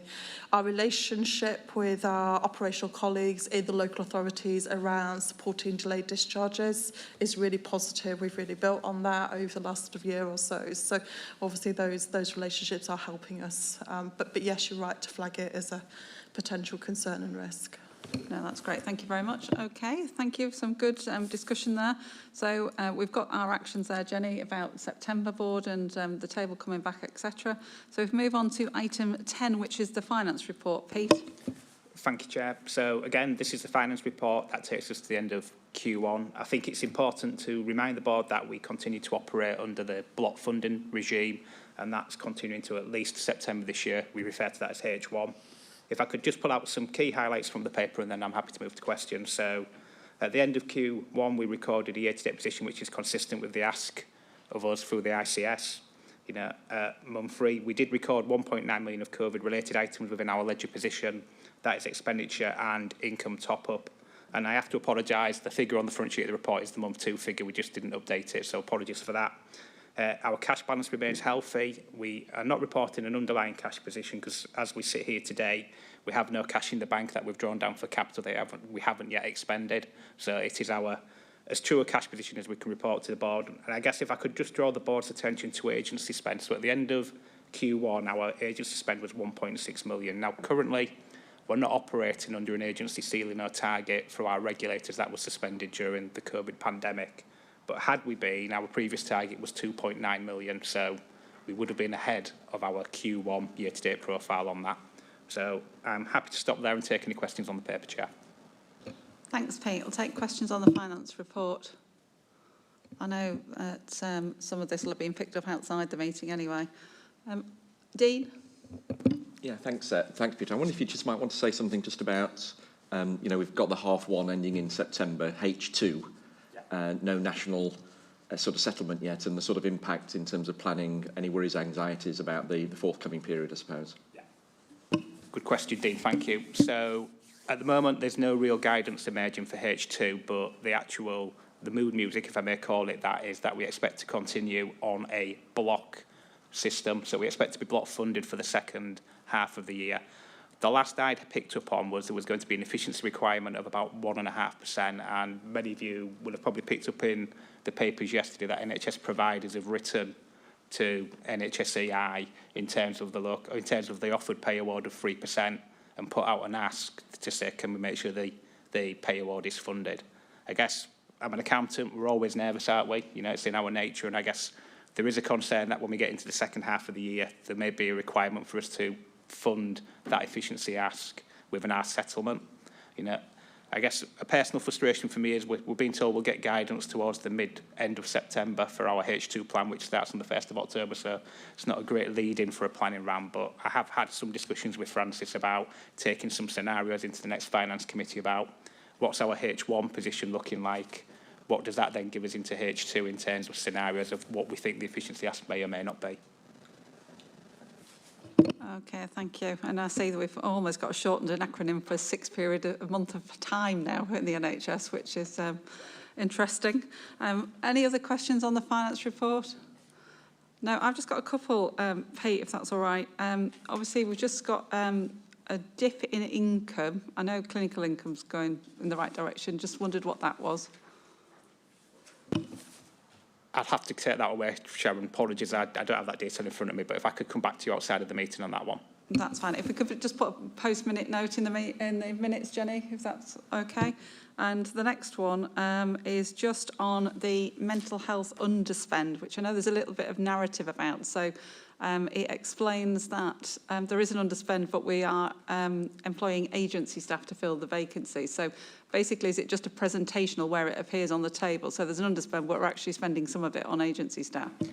No, that is the net position. So there is a net underspend year to date. I think it's important to remind the board that we fully funded the community mental health teams from the 1st of April as part of our financial planning exercise. And, you know, whilst we're almost fully recruited now, there was a time delay between that getting recruited and the position we're reporting is the net underspend. So we have a higher underspend on substantive, which is offset by the use of agency and bank and overtime. Yeah, but to the recruitment is nearly complete now. Yes.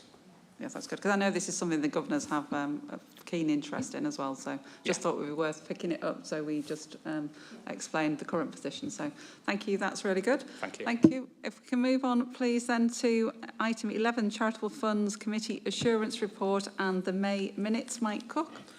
Good morning again. Thank you, Sharon. Yes, this covers the meeting we held on the 20th of July and gives you the minutes from the 18th of May. Just 6 points from me. The first point, we were all delighted that Dr. Hanif Malik, OBE, is joining the committee. You'll be very welcome. We had a good review of the impact appeal. The impact appeal was set up to support Inspire, the Child and Adolescent Mental Health Unit, and it actually raised £336,176, which is fantastic.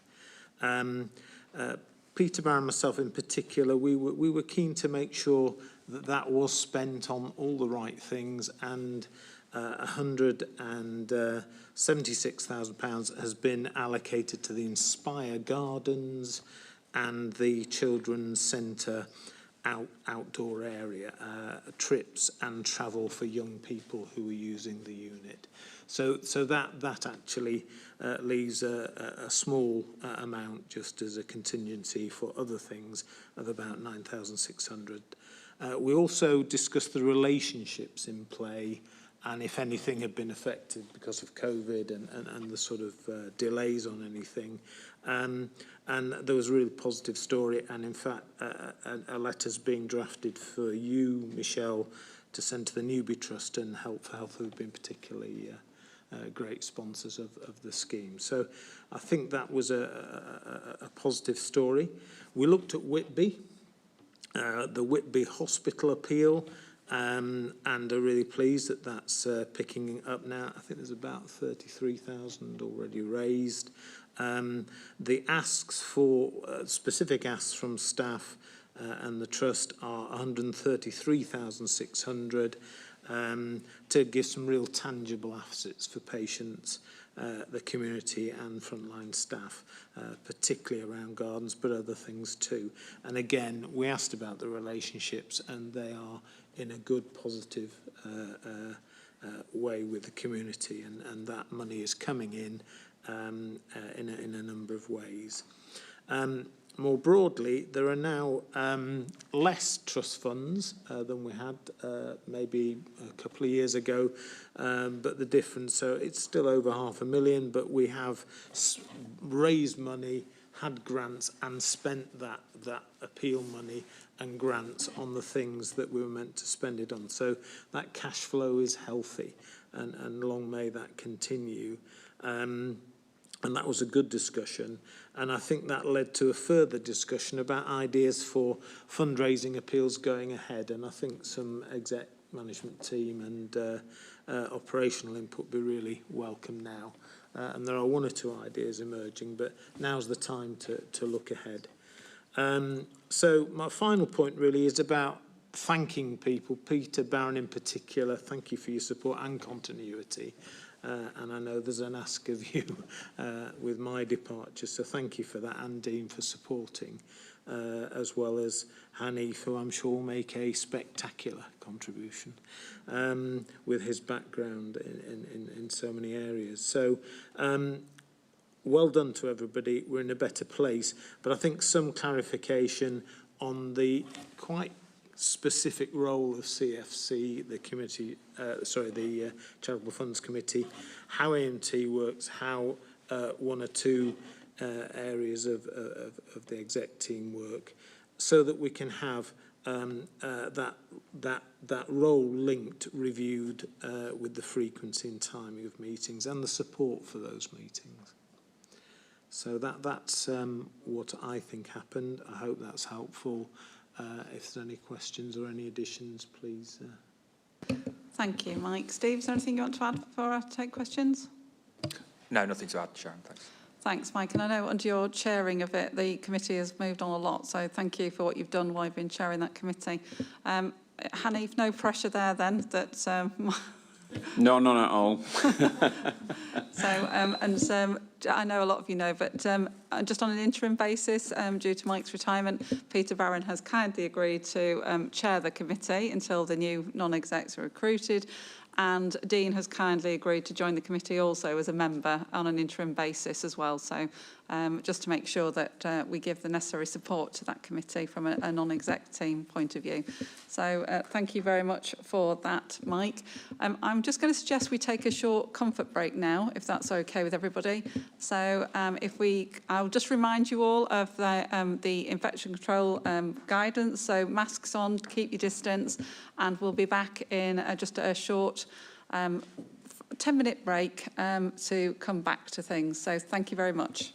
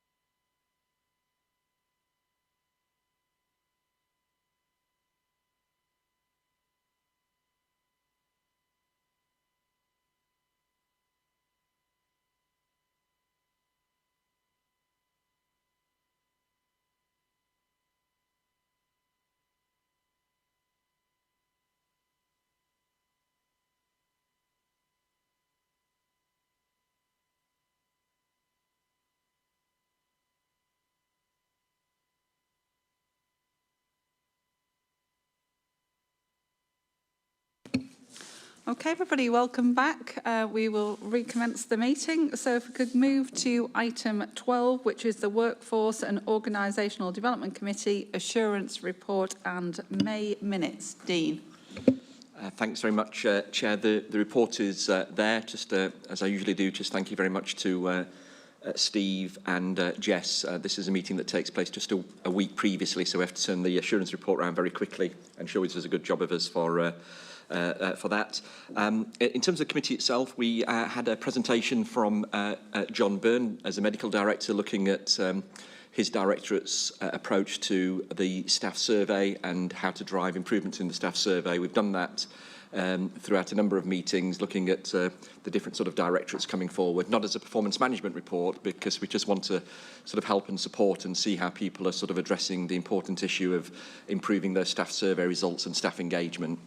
Not just because that's a good thing to do in its own right, but because we know that where we get better levels of staff engagement, we get better levels of quality of service, and we pick that up in the quality committee as well in terms of looking at that. So thanks to John for doing that presentation in there. Also just wanted to highlight that we get the Workforce Insight report, and over the last year or so what we've been doing is looking to reduce the amount of data in there and increase the amount of intelligence to give us some sort of insight into what's happening. And as a result of that, we've also been introducing the idea of a deep dive report into particular areas. The thing I want to pick up on the Insight report is, I guess when we look at sort of workforce data, we are very conscious of the context which we're in COVID. So we do look at things like sort of rule breaks and overtime and working hours and use of agency. And we recognise that something's got to give. So we were very mindful in terms of speaking to Lynn and the team that we recognise that the challenge that there is in there, we do want to keep an eye on them, but we know that we've got to look after our staff and deliver for patients. And that's a very difficult balance to strike when you've got short-term absence coming up because of COVID. But we were very reassured and assured about the diligence in which people are looking at those particular aspects.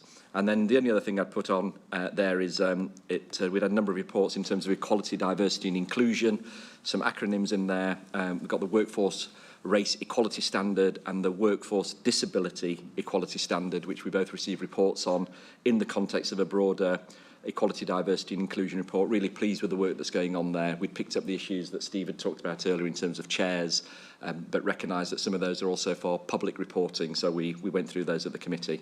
But very happy to take any questions, Chair.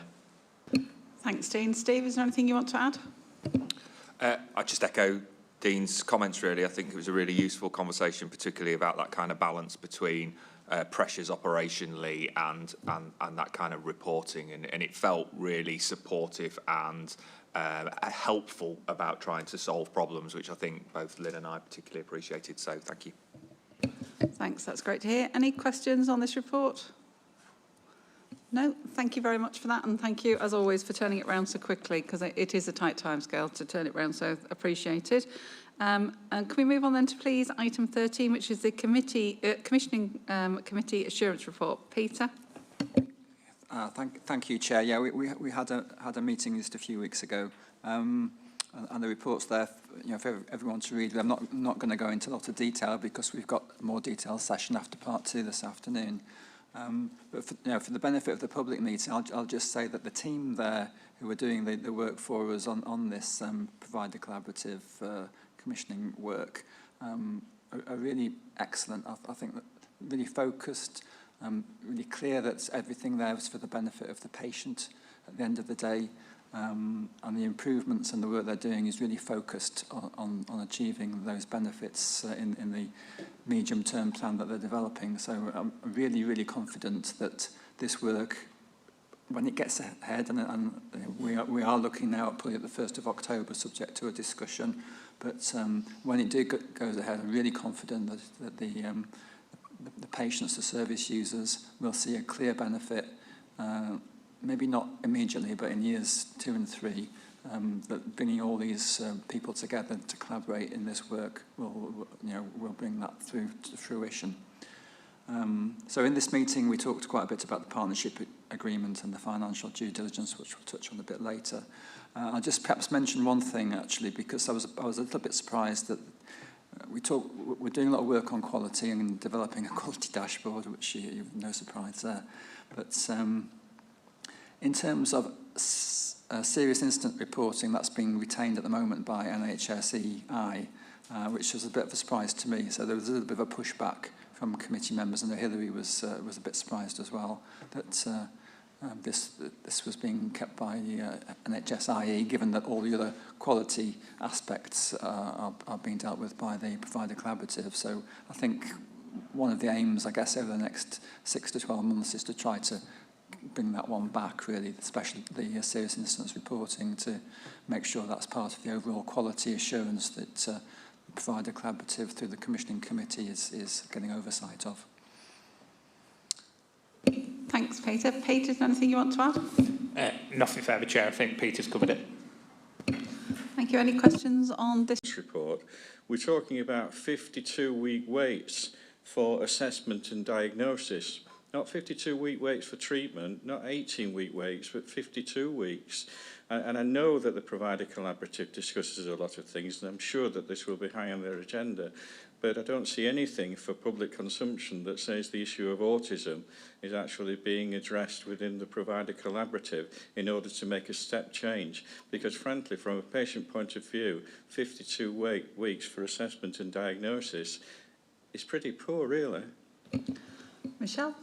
Yeah, thanks. Good observation point. I think it's a language, really, and it's a confusion in relationship to the lead provider collaborative type piece of terminology. What we're discussing at the commissioning committee, the 3 work streams that we're the lead provider for. So take my ICS hat off for a second. I'll come back to the autism piece because it's a genuine good question. So in this respect, we're responsible for eating disorders, children and people's mental health in the main. It's that specialist commissioning mental health tier 4 level. And secure services. So autism actually isn't necessarily a theme. There will be little bits that could potentially be picked up under the children and young people, but actually specifically it's not within that particular care pathway. So that's what this is the commissioning budget that we're getting to commission with other providers to meet the needs of those particular work streams, and that's sort of the commissioning committee's responsibility and us as lead providers. In relationship to autism, and I know there's a national autism strategy that's just been produced this week, it might have come out last week, so I was on leave last week, I've just read this week, and it's really welcomed. And obviously we've got our own internal autism strategy. What we're doing from an integrated care system point of view is I've just appointed a chief exec from Care Plus, Jane Miller, to be the autism lead for the integrated care system, because you're right, Matt, we haven't done enough on it. It's now part of the mental health, learning disability and autism collaborative. It literally has just come in because autism is everybody's business. It's not necessarily just assigned to mental health or learning disabilities or that particular area. It's everybody's business. So, but we have taken it on board in that provider collaborative piece for the system. So Jane Miller will be working with us to look at how we develop autism across the system and across the multiple partners and services that we've got. So that's the other range. Now the provider collaborative will look at shall we or can we develop autism services and provision, or do we need to link in with other areas as we go through? So I think, yes, we are picking it up. We haven't necessarily got a defined integrated care system strategy yet for autism. You're right, we've got a work in progress paper. It is now part of that particular partnership collaborative work. And obviously we've got our own trust autism strategy. So I think it's work in progress. We have got a lead now to do that. But this clinical commissioner, Freudian slip, this commissioning committee is just about those 3 streams. Does that make sense, Mike? Because it's all confusing with different... It's a really important, really important, and let's not forget that it's really important. But we keep using different languages. I think we're going to give this the lead provider for our services a bit of a title, a name, or something, just to try and specify it from the provider collaborative work that is taking place across Humber, Coast and Vale. But great question. Does that answer it? Thank you. I think it does. I think the clarification is really useful, and I think elsewhere on the agendas somewhere there is a bit about the name, isn't there, and the desire to change it. So that'll be picked up later. Pete, is there anything you want to add? Nothing? I think Michelle's articulated it very well in terms of, I suppose it's defining between the specialist commissioning responsibilities that will be adopting as a lead provider and the wider autism piece, which was referred to earlier in the performance report and waiting lists. Thank you very much. Thanks for the question, Mike. If we can move on, please, then to item 14, which is the 6-month safer staffing review. Hilary, and I know this has been through the board subcommittees before, but over to you. It has, Sharon, yes, thank you. For those new to the board, we are required to report 6 monthly on our inpatients staffing. The way that is worked through is we have validated safer staffing tools. When this first came into being, which was post-MID staff, so we are going back quite a while now, all we could use was an acute hospital validated tool, but since then other tools have come into being, so we have them now for CAMS, we have them for mental health. As you'll see from the report, we are now nationally developing one for learning disability as well, so as that comes, obviously we'll start to use that as well. And those tools work through the numbers, your staffing, your patient dependency, and then you overlay them with your clinical view around the safer staffing of your particular unit. So that work has continued. So this 6-month period here, as Sharon says, this has been to EMT and it's been to the Workforce Committee as well, is covering the period that is really the COVID period, the surges in COVID. It was a very different time for us in terms of staffing what you would determine as being our established units, in that now we had 2 new COVID wards as well, which we were also staffing. So I think in that context, looking at the outcome from this review of all of that staffing at that time, I think we've done very well. And I think that's nothing to do with anything other than the fact that the staff were so flexible during that period, particularly the mental health staff working in our inpatients, and community teams were brought in as well to support some of that workforce in the inpatients. And that flexibility of staff to work across units, cover the COVID units, has put us in a good position. As you'll see, the care hours per patient day, which is a national indicator, which again is relatively new, we always perform very well in it, and we continue to. We're above our peer and we're above the national again. Everybody's has gone up in this period. I think again that's been helped nationally and for us because of bed occupancy at times being a bit lower than normal. But given staff sickness, COVID, opening up 2 new units, I'm fairly impressed actually the way that we have performed through our inpatients looking at this report. No incidents reported related to safer staffing, and I think it really is the staff that have really gone above and beyond to make sure our units have been safely staffed during this period. Thank you, Hilary. Mike Cook. This is a real board-to-ward stuff, isn't it? And over the last 4 years, I think it's probably been in, it's become more and more systematic, and I think Tracy and Hilary should be thanked for their leadership on this. Usually there's about 4 wards that, for a range of reasons, have only got adequate in terms of assurance. And actually those wards move around because those range of reasons move around.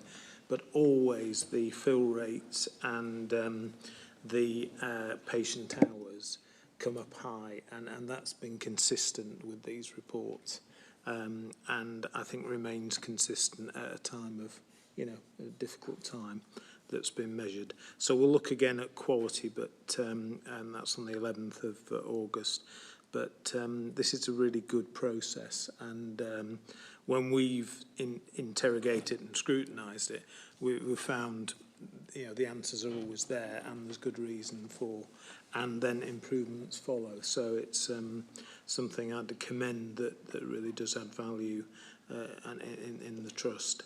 And perhaps through Hilary we can just send our very best to Tracy, who I know has put a lot of effort into this, and hope she's feeling a bit better. Thanks for that, Mike. Any other questions on this? No, I have to say, Hilary, it's a really comprehensive assurance report. It is, and I have to say most of the questions you want to ask are answered in the report. So from that point of view, I think it's an excellent report. And you're right in terms of the assurance it gives in the very challenging circumstances that we had. You know, even more remarkable. And it's realistic. You're very clear on your priorities, what still needs to be done. I think it's really good. I think from my point of view, it'll just be good when we eventually, which is referred to in the report, get to the point where all the disciplines are added in rather than just the nursing, for example, because that's one thing I get from this report that we can't obviously get every month at the board with the dashboard, for example. And so I think it is important the board do get this because it gives you that wider concept rather than just the nursing and, you know, the very narrow sphere. And that does come through very strongly. And it also shows the innovative roles that have been created over time, particularly on some of the wards. And that comes out really loud as well. So well done to you, Tracy, and the team, and as you say, to all of our staff, because it is a remarkable achievement in the circumstances we had. And as I say, I think it's a really useful report for the board to get, and it's excellent. So well done. Okay. Oh, sorry, Michelle. No, just quickly, just to build on that really, just to say that one of the things that's really impressive, I mean, thanks Mike, thanks John, is the care hours per person per day. And being at that really upper quartile, especially when we've been through the pandemic or, you know, in the middle of the pandemic as well, because obviously that's really important. So it's really good to see that. So everything that you've just endorsed, everything that Hilary and Sharon and Mike have said, but good report. And obviously we're developing it all the time, so it is good to see that detail. Thank you. It's moved on a lot, Hilary, from when we first did our first one, hasn't it? So it's a very different report than it was years ago. So the progress has been fantastic to see. So thank you very much for that. And please do, as I say, pass on our thanks to everybody involved. So if we move on to item 15, which is the mortality review update. John? So thank you, Sharon. We're just waiting to see if we can put the presentation up. Will come out, the paper will have come out in your packs as well as the PowerPoint, and we're going to see if we can hopefully share that with the wider watching public. So I just want to start this by saying this time last year we did a review looking at mortality after the first wave of COVID, just to try and understand what was going on in our services, but also with regard to people who touch our services in some shape or form. And we said that we would return to this topic at the year-long point to have a year-long look back. And I don't think at that stage we could have necessarily imagined that we would have had a second, let alone a third wave, or things like vaccines would have arrived so quickly. So I'm always mindful that we're going to talk about some big numbers here, but these big numbers relate to individual stories.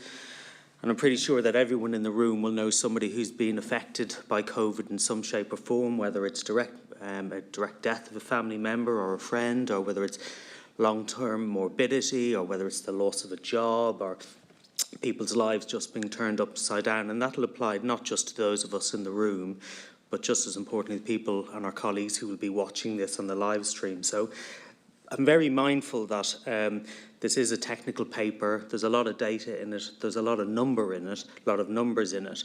But perhaps just worthwhile just pausing just to respect some of the individuals who have been affected by this. I think we all have, so that we can just perhaps treat the data respectfully, but based on the fact that it's big numbers, not necessarily the individual stories.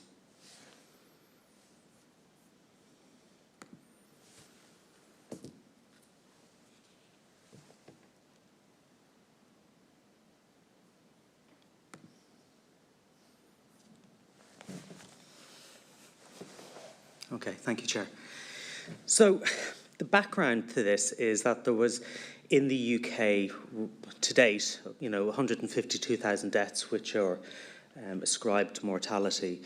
And that's just a huge number. And I don't think, you fill Wembley Stadium twice with that number of people.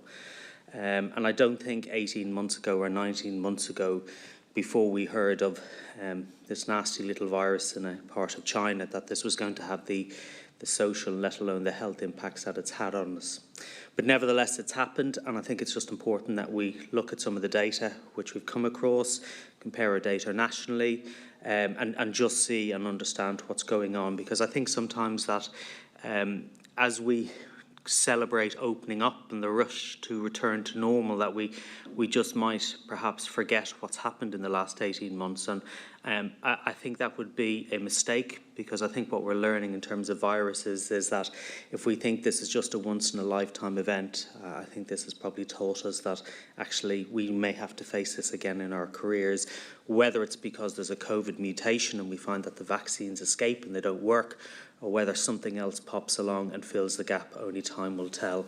But we've certainly a lot of learning as an organisation, as a system, and actually as a society, how we think about public health issues. So I'm not sure the slide presentation is coming up, but look, what we did was we looked at weekly data for all deaths nationally, and we just basically compared the whole picture to what we were seeing nationally.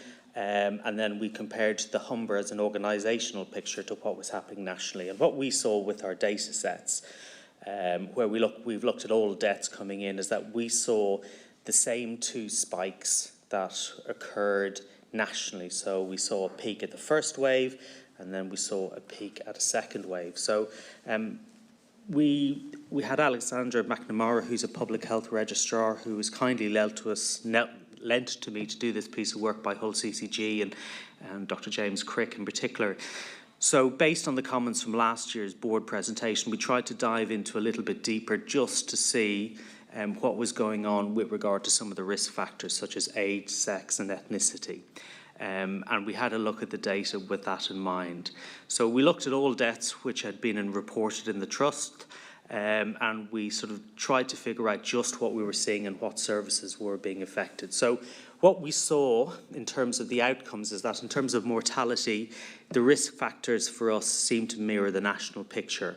Now, we're working with data here where some of these patients just perhaps touched our services for a short period of time, or perhaps were in our services for a longer period of time. So it's a reasonably representative picture of what you might see out there, because we cover community services in North Yorkshire, but we also provide, as you well know, mental health services within East Riding and Hull. So we kind of a sort of good covering of the population. So we saw with our data that the older you were, the more likely you were to appear as a, dare I say, a mortality statistic.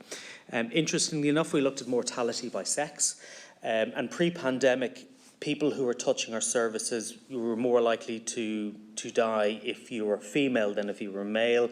Not a huge statistical difference, but that is probably related to the fact that women tend to live longer, and we might some have older women in our services as a consequence of that. However, with the pandemic picture, we saw a slight reversal of that, where we had more males dying who were on our books, and actually that's one of the understandings that we've seen from COVID, that it's more likely to affect males than it is perhaps to affect females for a various load of reasons.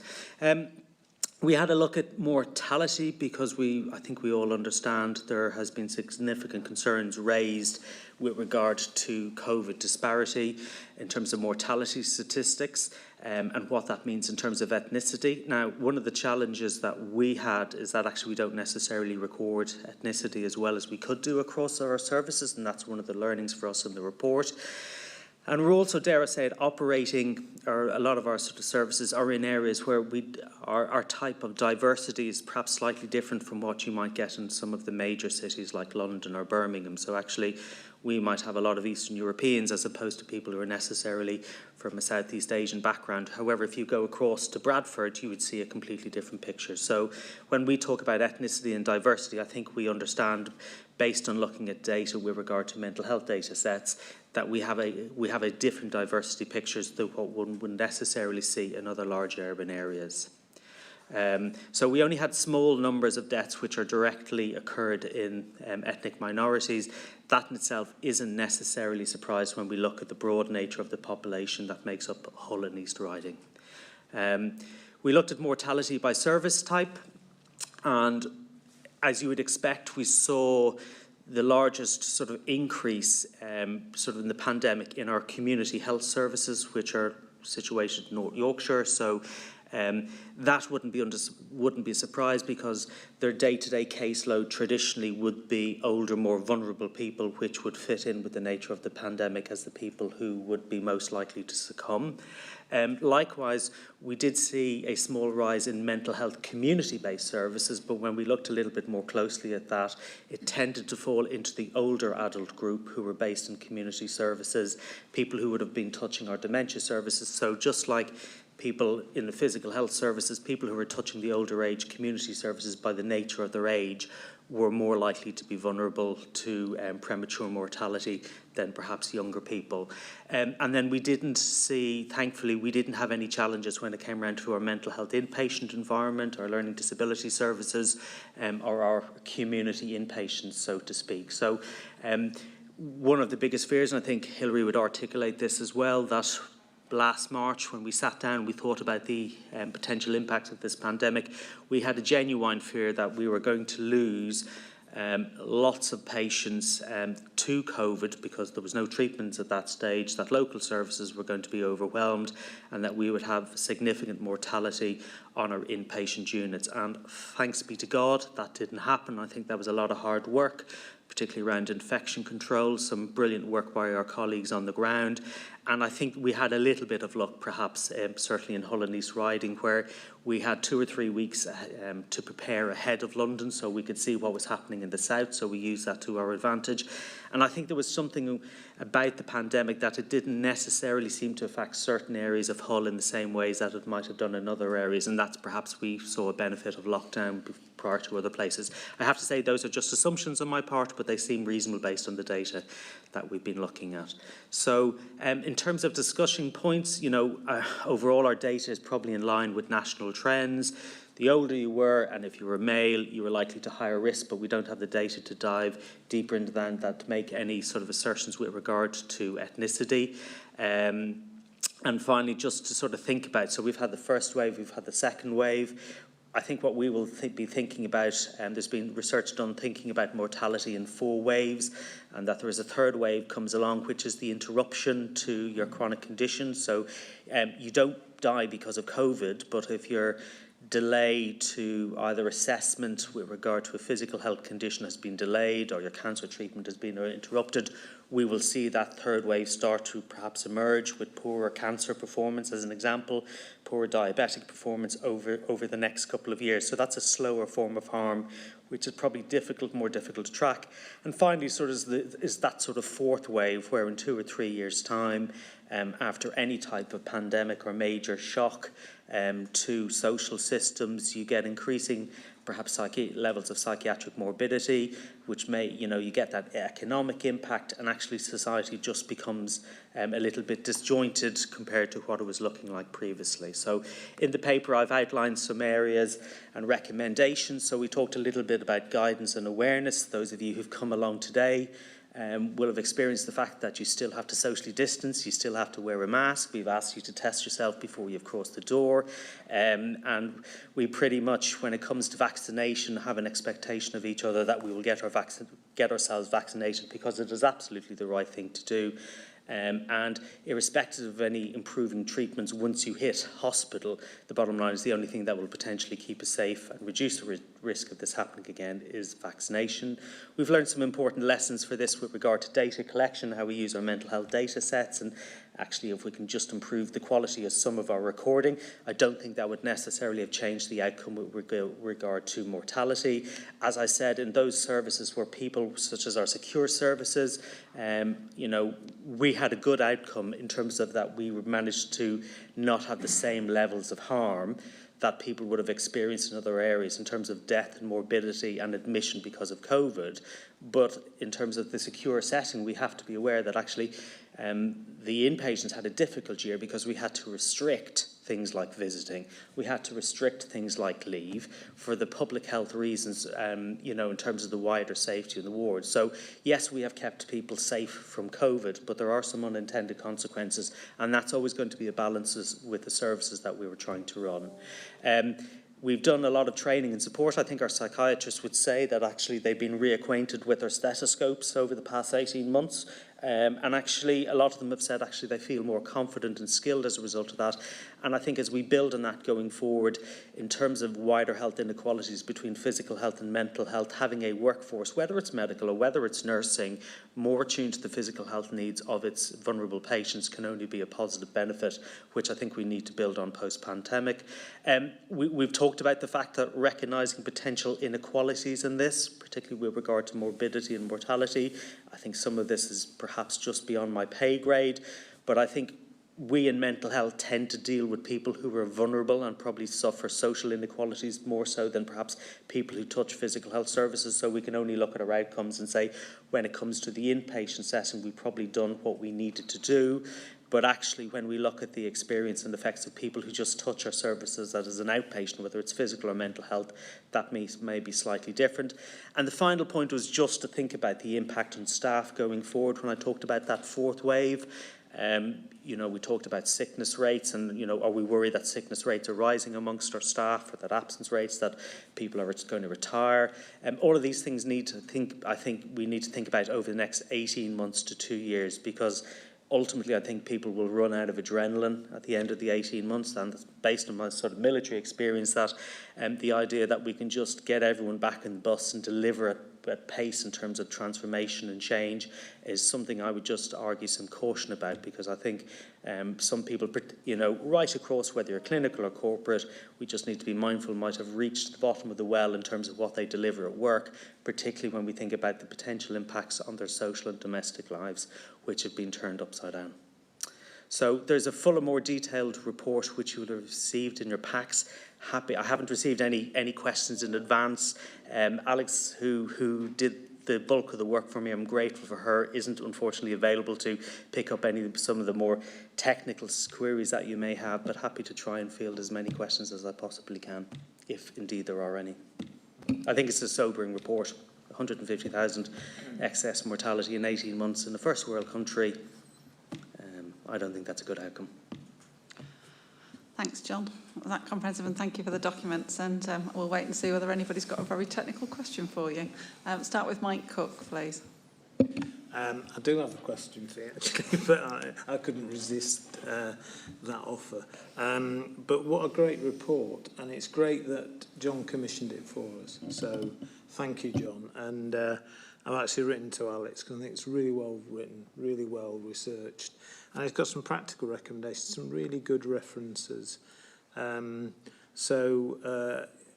My sense, we do fit the trend, but let's keep watching, because actually there might be some changes to compensate for the extra loss we've had.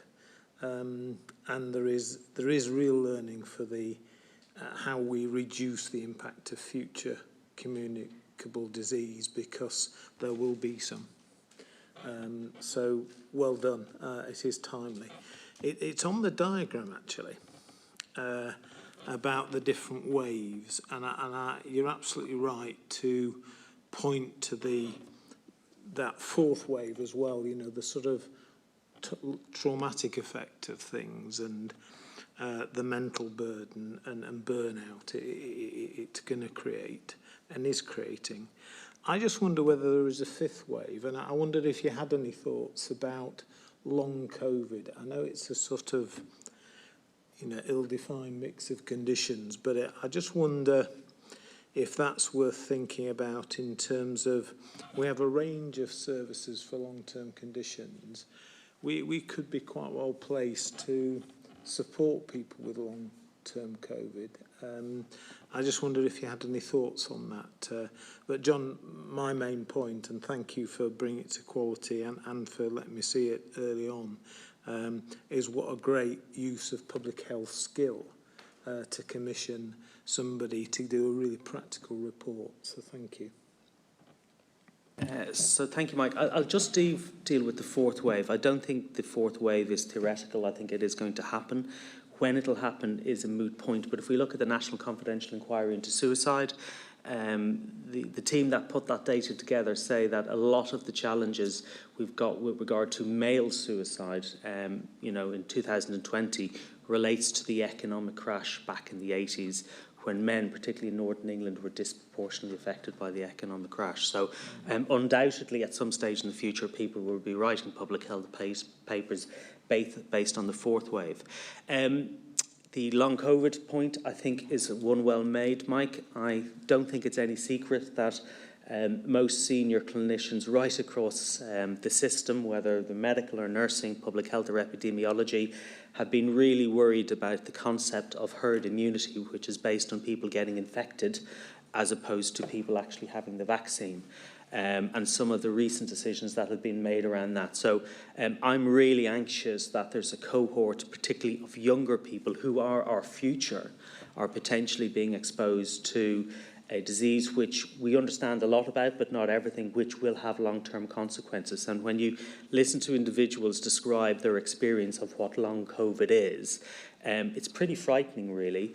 And when it comes to some unusual conditions we've had in the past, such as chronic fatigue syndrome, society hasn't particularly had a great response to understanding those complex diseases, which can be as much physical as they might be psychological. In fact, those people are boxed with rather a pejorative view. So I think the NHS, in terms of its services, is going to have to think about how it's going to adapt to long COVID, being honest. I'm not really sure in terms of therapeutic interventions being available at this point in time for some of those long COVID conditions. I think it'll be as much about psychological support and developing rehabilitation pathways as it will be about a magic cure. But my fear is that the burden of long COVID will get lost, and actually it'll be a significant economic burden for the country.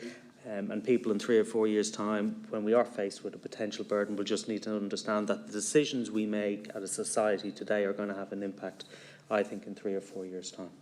So I just want to reiterate, socially distance, wear a mask and get your vaccine, because I think that's the only thing that's going to protect you as an individual and us as a society. Okay, thank you. Can I just come back on that last point? Really helpful. I think there is some, well, I know there's some interest in the liaison team on medically unexplained symptoms, MUS it's sometimes called, and it's people who are very frequent attenders at, say, A&E or primary care, and people can't quite put their finger on what is this chronic condition, and I think that sort of skill set might be very relevant to that in future, and we do have some interest in that in the trust. Thank you. Thanks, Mike. Thanks, John. Mike Smith. Thank you, Mike. Thank you, John. Just building on the long COVID point and the interest. There was interest in this, not in COVID terms, certainly in 2017, the National Confidential Inquiry into Patient Outcome and Death spoke about a couple of things. First of all, the 3 to 4 times more likelihood of you having a mental health condition if you have a physical health condition, such as long COVID. And the other one, as Mike has raised, about liaison services. And the very nature of the word itself, liaison, actually exposes the gap between mental health care and physical health care. So I think there is a lot in this and a lot in our strategy in terms of the way that we integrate our healthcare services and the benefits that we can get from that. So just to add to that, I think in terms of pressure on diagnostics and physical health, I think we're going to, if you think about capacity in normal times would have been used particularly in exploring, whether people had cancer or not, or actually do people have an underlying coronary vascular disease.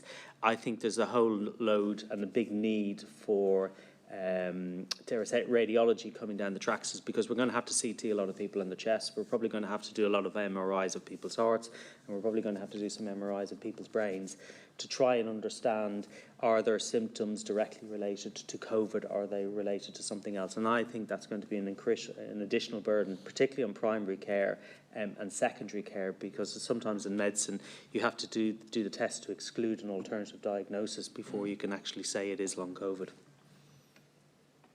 Okay, thank you. Well, thank you, John. As others have said, really good paper. So please thank our thanks to Alex, who you commissioned to do this. Thank you for bringing it. And thank you very much for the respectful way as well that you presented it. Because you are right, John, these are people, these are families, everybody's been affected in some way. And I think it's very important that we remember that. So thank you for your introduction to the paper on that basis as well. So thank you, really good to receive that and hear about that and have the debate. So can we move on please to item, I'm conscious we've got quite a bit to get through yet. So item 16, the quality accounts, Hilary. Thank you, Sharon. Quality accounts for the year in question that John has just described. So how the Trust has fared around quality for 2020-21. So the accounts in front of you, they demonstrate our quality improvements across research, patient safety, patient experience, range of quality indicators, quality improvements, again, that we've done within that COVID pandemic period. Very good set of information, I think, is being presented here. We've got our feedback from a number of our partners that's at the back of the report. And again, they're very positive about the way that we have worked through COVID as a trust, but also with them as well as our partners. I think I'll probably leave it there. It's a big report. It's been to the Quality Committee. It's been to EMT a couple of times as well. It will be the last time we are expected to produce the quality accounts in this way, as I've explained before. The move for next year will be that we will be putting a little bit more, I think, into the annual report, but we've yet to hear what that is, because there's already quite a bit on quality, isn't there, in the annual report. So I'm sure that we'll beef that up a little bit and we'll put some more in there. So over to the board, really looking hopefully for the board to ratify these today and we can get them published. Thank you very much, Hilary. And I know there's a huge amount of work goes into producing this, so well done. And Mike's been keeping us updated as Chair of Quality as we've gone through the last few months as to its journey through the Quality Committee and the input of the Quality Committee as well. So any questions for Hilary on this? Peter? Yeah, thanks, Sharon. Thanks, Hilary. I think, over the years, we've included a lot more visuals and graphs and things like that to help the reader with these quality accounts, and they've improved a lot since I first joined the Trust, so thank you for that. I'll just mention next year, because it's going to be reduced sort of quality account, if you like, as part of the annual report and accounts, and just to flag up that here we are at the end of July. If the deadline for next year is the end of May, which it normally is for the report and accounts, then there is a lot of work to be done in a much shorter period, and also the audit work and everything else to go with it. So just to flag up timescales for next year in terms of having to operate to a much tighter timescale, and obviously work to report and accounts, which themselves have to be audited. So I'm not quite sure what audit work would be done on the quality part of that. So just to say that next year looks tight as regards reporting. Okay, thanks, Peter. Good point. I'm sure Hilary will pick that up when we get more details of what's required. Francis? Just a minor point. I think this is a fantastic document, and whilst I hear that we'll be incorporating it in the annual report, it would be a pity to lose something like this, because for people looking externally at the Trust, this is just a great document to come and look at in terms of quality. So, not wanting to increase your workload, but it would be nice to have a full one and a condensed bit of it in the annual report. Thanks, Francis. Michelle? Yes, that's a really good point. And just because I think Peter also makes a really good point, because we may say we're losing it like this, we're going to have it just incorporated. It was delivered at the same time anyway, so I can argue it's the same document but included in the actually in the annual accounts itself. So we do need to make sure it's linked into the timeline that we've already got for the annual accounts. I'm assuming it'll be audited by our same auditors, because it's audited anyway. And I do think having a comprehensive executive summary would be really good. Because I think there is a lot in here, and I think it's just to be celebrated, especially on behalf of our staff, our patients, our community. So I think it's a really good point. So we maybe probably put that down as an action. But okay, thank you. Hilary? Just to sort of come back a little bit on that one, just it is repetitive, this, and I don't just mean in the report. We do have annual reports for many of the things that are in here, so infection control, safeguarding, patient safety. There's a raft of them, a patient experience, research, I can go on and on. So we've already got the annual reports, and it's perhaps we pull something together that just gives an overview of all of those together, because I'm conscious not all of them come through to the board, and that might be the way that we do it. But I think we need to see how they want us to incorporate this information into the annual report. I'm sure they will want more information in there, certainly a lot more of the quality indicators. And I think if we feel that there's something missing, then I absolutely agree we need to bring something to the board that brings it together. but we do have all the annual reports as well that sit under this as well. So there's quite a lot of work involved in pulling this all together. Thank you, Hilary. We'll take it as an action then that you'll review it once you get the new guidance, Hilary, as to whether it's suitable to have it. From my perspective, I love the highlights tables as well. And there's one for both years, actually, that spans here. And it's quite remarkable that the one for 21 still has quite a number of things in it, given how early in the year it is and given the circumstances we find it in. But I think, if nothing else, in terms of user-friendly and translating something to celebrate, they're really good to just pull out, because there's only a few pages of them, but it's fantastic, the work that's been done. And it just sort of highlights it all in one place in a very succinct manner. Mike? Just very briefly, I think this is the 5th that I've helped with, and the first one, you know, really, it was a weakness, and now we have something that's a real strength, and it's been a consistent strength. So well done to Hilary and Colette. I know who've put a lot of time in on this with everybody. But I think it's a signature strength. People know we're interested in quality in this organisation. And I was delighted in Annex 1 to see the best external commentary we've had since we've been doing these quality accounts. So it's been a transformation over 5 years that I've seen, and a lot of hard work, but good work focused on the right things. Thanks, Mike. So I think in a nutshell, Hilary, we just want you to keep the best of it in the confines of what's possible. So well done. So we're asked to ratify it. Board members, are we happy to do so? Yes? No dissensions? No? Thank you very much, Hilary. And please pass on our thanks to everybody involved. So if we could move on, please. I think Catherine's ready to join us to item 17, the Research and Development 6 monthly report. Hi, Catherine. Lovely to have you join us virtually. Welcome to our board meeting. Hiya. That's good. We can hear you, so that's an excellent start, Catherine. So, John, would you like to introduce the item?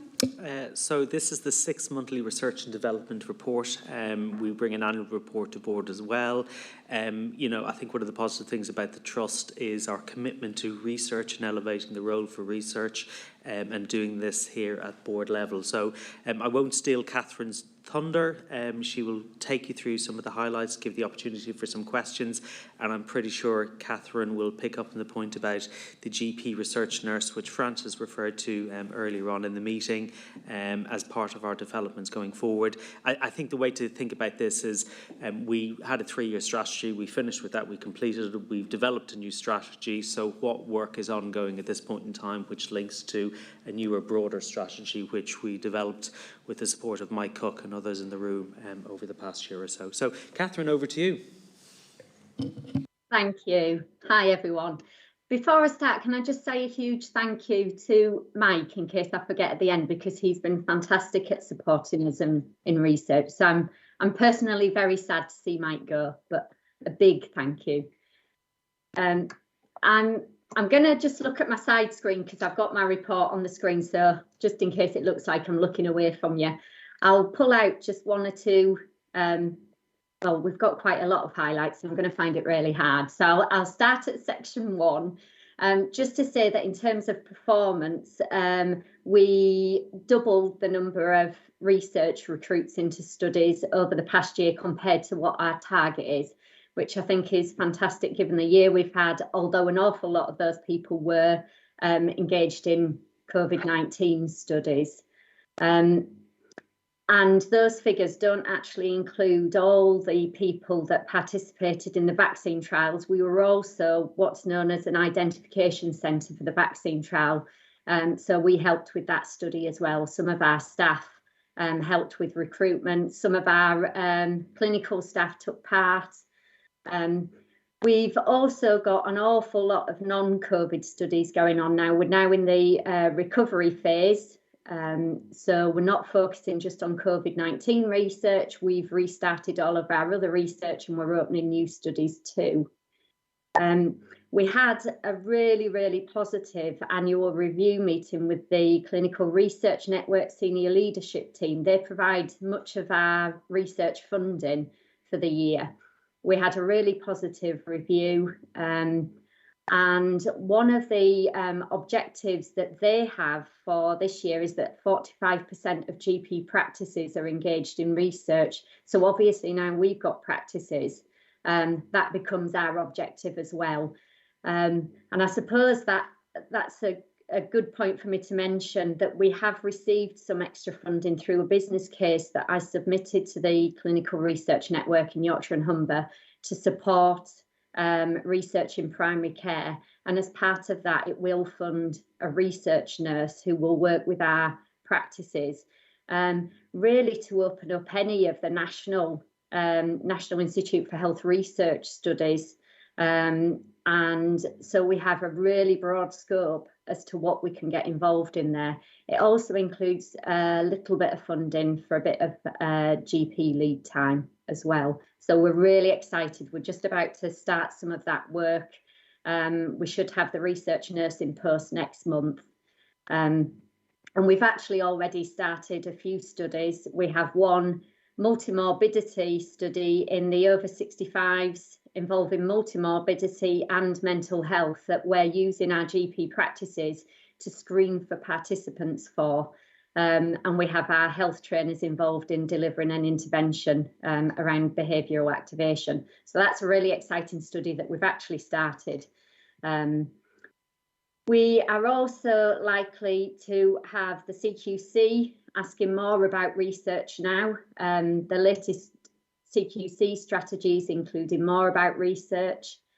If we go on to section 3, there's also the UK government have just published a new vision for research, which has 5 key themes in it. I won't go through each of them, but these actually fit really well alongside our research strategy that we put together a year or so ago.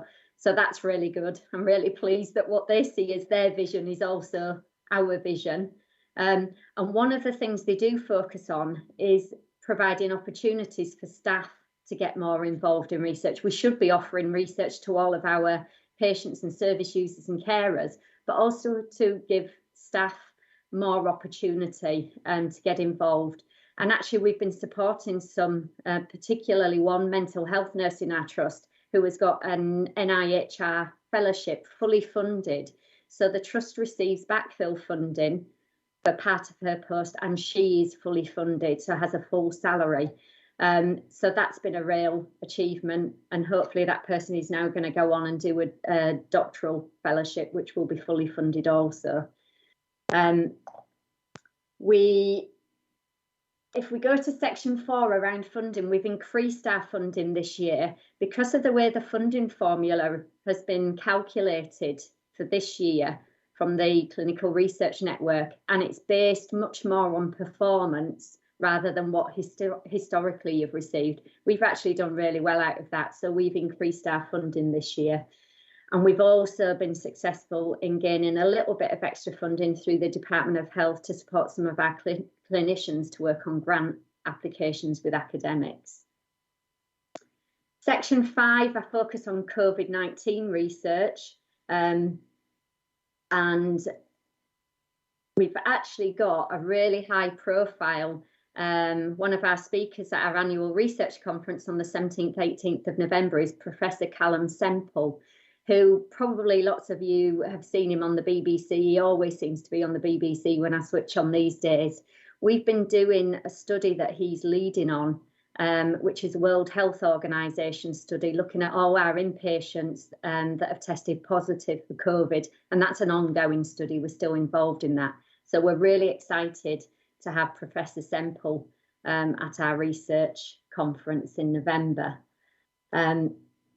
I'll talk about the conference in a minute, but as part of the work we've been doing on COVID-19, we've also recognised, as it's been recognised nationally, that our BAME community aren't as involved in research. So we're working as a region to try and do more to involve a more diverse group of people in all of our research and make research more accessible. We've put together a short video with 2 of our staff, Emma and Preetha, to try and encourage staff to get more diverse populations involved in research, and we're going to do all sorts of different translations for that video too. Just moving on to section 6, in terms of kind of research opportunities, we're working on many collaborations at the moment with various academics and other trusts around research grant applications with some of our clinical staff, particularly around children and young people, and also older people and palliative care. We've also launched another video to try and reach out to our staff and populations, which we launched on International Clinical Trials Day in May. This was a video we co-produced with patients, carers, research champions, staff, and it's called My Research Journey. It's 3 minutes long. We received a bit of external funding to develop this, so we're really quite proud of this. And again, we're going to reformat this so it's in various languages, has subtitles, and we're going to change some of the characters as well, so that people can identify with the video from different age groups, different communities, etc. So it's a much more less medicalised video animation than you get in many other trusts. We've also, in terms of the conference, so many of you will have heard us talking about the conference. It's the 17th and 18th of November. I mentioned Professor Sample is part of the conference, but we've also got people like Kieran Walsh, Professor Kieran Walsh from Manchester Business School, who's involved in that. That's all around workforce, which obviously is really topical and something I know the board focusing on a lot. So I'm really, really chuffed that we've got Professor Kieran Walsh. We've got Tim Kendall as well. Unfortunately, he was booked in for last year, but because we had to rearrange, wasn't then able to join us. We've also got Professor Partha Carr, who's the dementia czar for the country. So we've got some huge speakers this year. I'm not quite sure how we've managed it, pulled in favours and all sorts of things. So that probably gives you a flavour of some of the things we've been doing. It's been a super busy year. We've been redeployed to other areas of the trust, continuing with research and with COVID research. But it's been a really, really positive year for us. Thank you, Catherine. That's a great summary. Questions, comments for Catherine? No, I have to say, John? Just one. Partha is the, I think it sounded like dementia is literally the diabetics are one of them. And interestingly, it'll be great to have him coming along in terms of talking about his new role in working for Perrine SR. He's joined her team to work on diversity and what that looks like in terms of the medical workforce. So we really have, through Catherine's hard work, nailed a really high quality list of speakers this year. That's not to dismiss the people who we've had in previous years, but we've just taken it on with a slightly broader view of the conference, which perhaps reflects the way research has developed in the Trust over the past 3 to 4 years under Catherine's stewardship. Thank you, John. Mike? I'd be rude as research champion for the board not to comment. I think it was a hidden strength 5 years ago, the research, and it was we weren't aware of it at the board. We didn't actually have any measures, and despite Catherine pushing, and I think with Michelle's interest, with John coming. And I have to say, Catherine's breath of fresh air and brilliant relationship leadership. That's why these people are coming. And they are international first-class speakers. And that's great. And it's another string to the bow. If there's one thing you'd want to look at of any organisation on innovation is this organisation interested in research? We are more widely interested. And now we do more deeper research, and I think it's a great credit to you all. So long may it continue, and good luck in future. Thanks, Mike. And Catherine, I think you've plugged your research conference a few times now. I think probably the majority of the board are signed up for it, but if any new members wish to have the link, can you just ask Jenny and she will make sure you get the link to sign up. And because it's a combination of in-person and virtual this year, isn't it? So that'll be excellent. So thank you once again, Catherine. It's always great to have you at the board. Always great to hear what you're doing. It's great that a pandemic hasn't stopped your enthusiasm and drive to move forward. So well done to you and the team. And the board will see you, soonish for your next report. But thanks a lot, Catherine. Thank you. Thanks, Catherine. Okay, if we can move on, I'm just conscious of time now, so if we can move on to item 18, which is the Council of Governors minutes, I'll just take questions if anybody's got any. No, thank you. If we can move on to item 19, the Trust position on the Community Mental Health Framework. Lynn, it's good to see this paper, so thank you very much for bringing it. Over to you. Yes, thank you, Sharon. I'll try to be succinct. This paper obviously sets out the Trust position in relation to the Community Mental Health Framework for adults and older people. It was first set out in 2019. It's now recently been finalised. And really, I guess what the essence of the paper is describing is because we had the benefit of being one of the 12 national early implementer sites in relation to this framework. We are now overall in a really positive position around this work.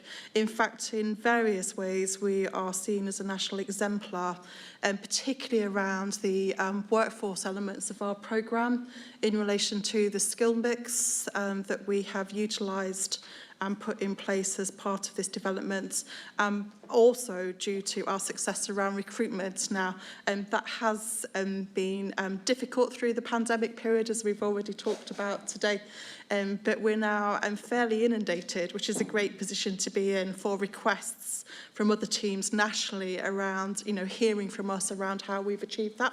So that's a really good position to be in.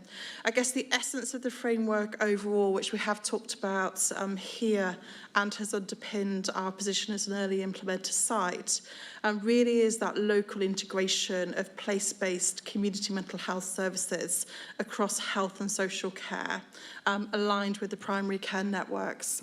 So the reason why we're now in a great position, given our 2 years status as an early implementer site, is we have developed that primary mental health care service and focus. So we have rolled out now across all of the 12 primary care networks across Hull and East Riding. Just a tiny bit more of recruitment to do, but all of those teams are in place.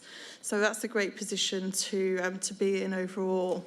That has meant as well, and I touched on in Michelle's Chief Exec report, the changes to our mental health front door. I'm not saying we couldn't have done those without the changes around our community mental health teams, but I think the fact that we've got that primary care network element of service now in place really strengthens our relationship between our community mental health teams and primary care.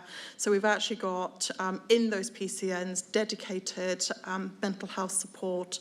And I guess the overall sort of impact, and I know the data sort of very early around this, is that obviously our expectation is that we really are with that new team and the various different roles within it, particularly the peer support workers, the mental health focused wellbeing coaches as well, to really focus on that, early intervention, prevention end of the agenda.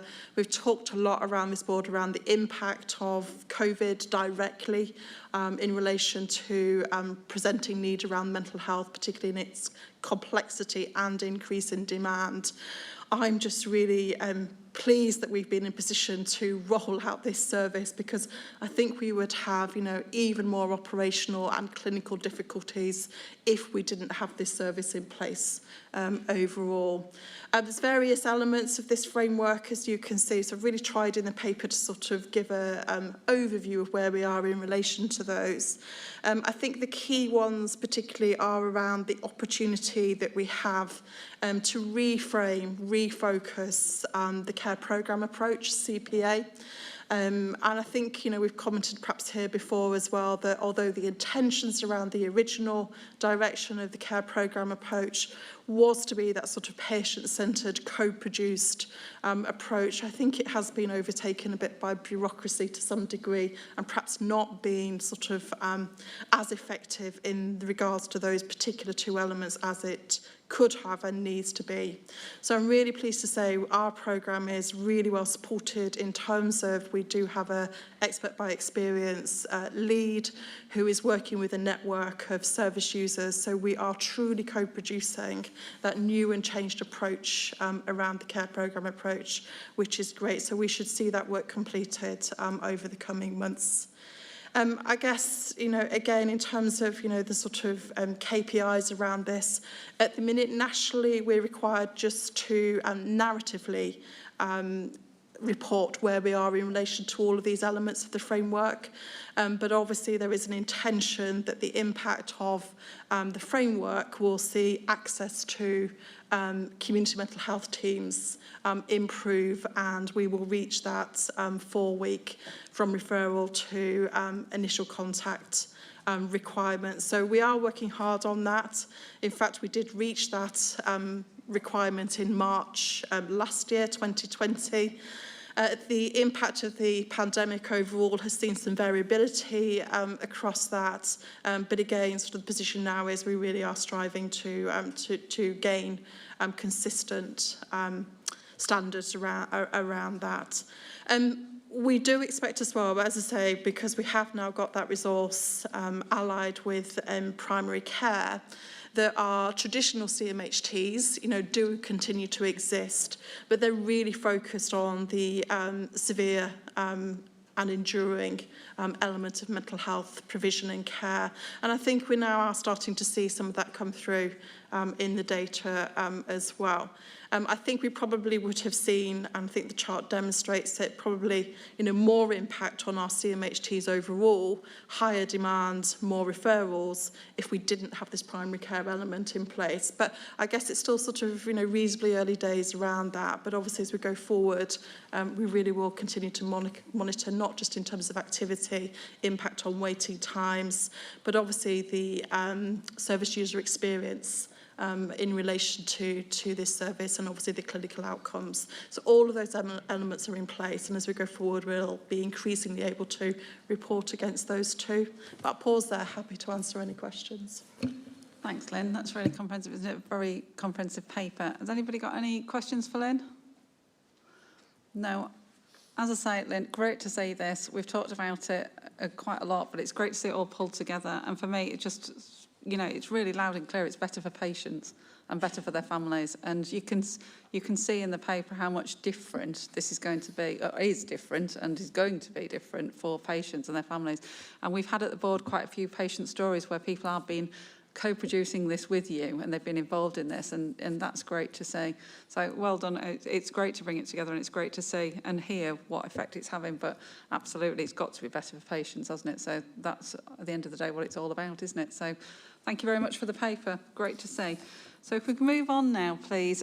Steve, we're coming to a whole suite of reports now, aren't we, with your name against them. I know these are really important reports, and I know they've also been through the various board subcommittees as well. So we'll start with the Equality, Diversion and Inclusion Annual Report. Steve.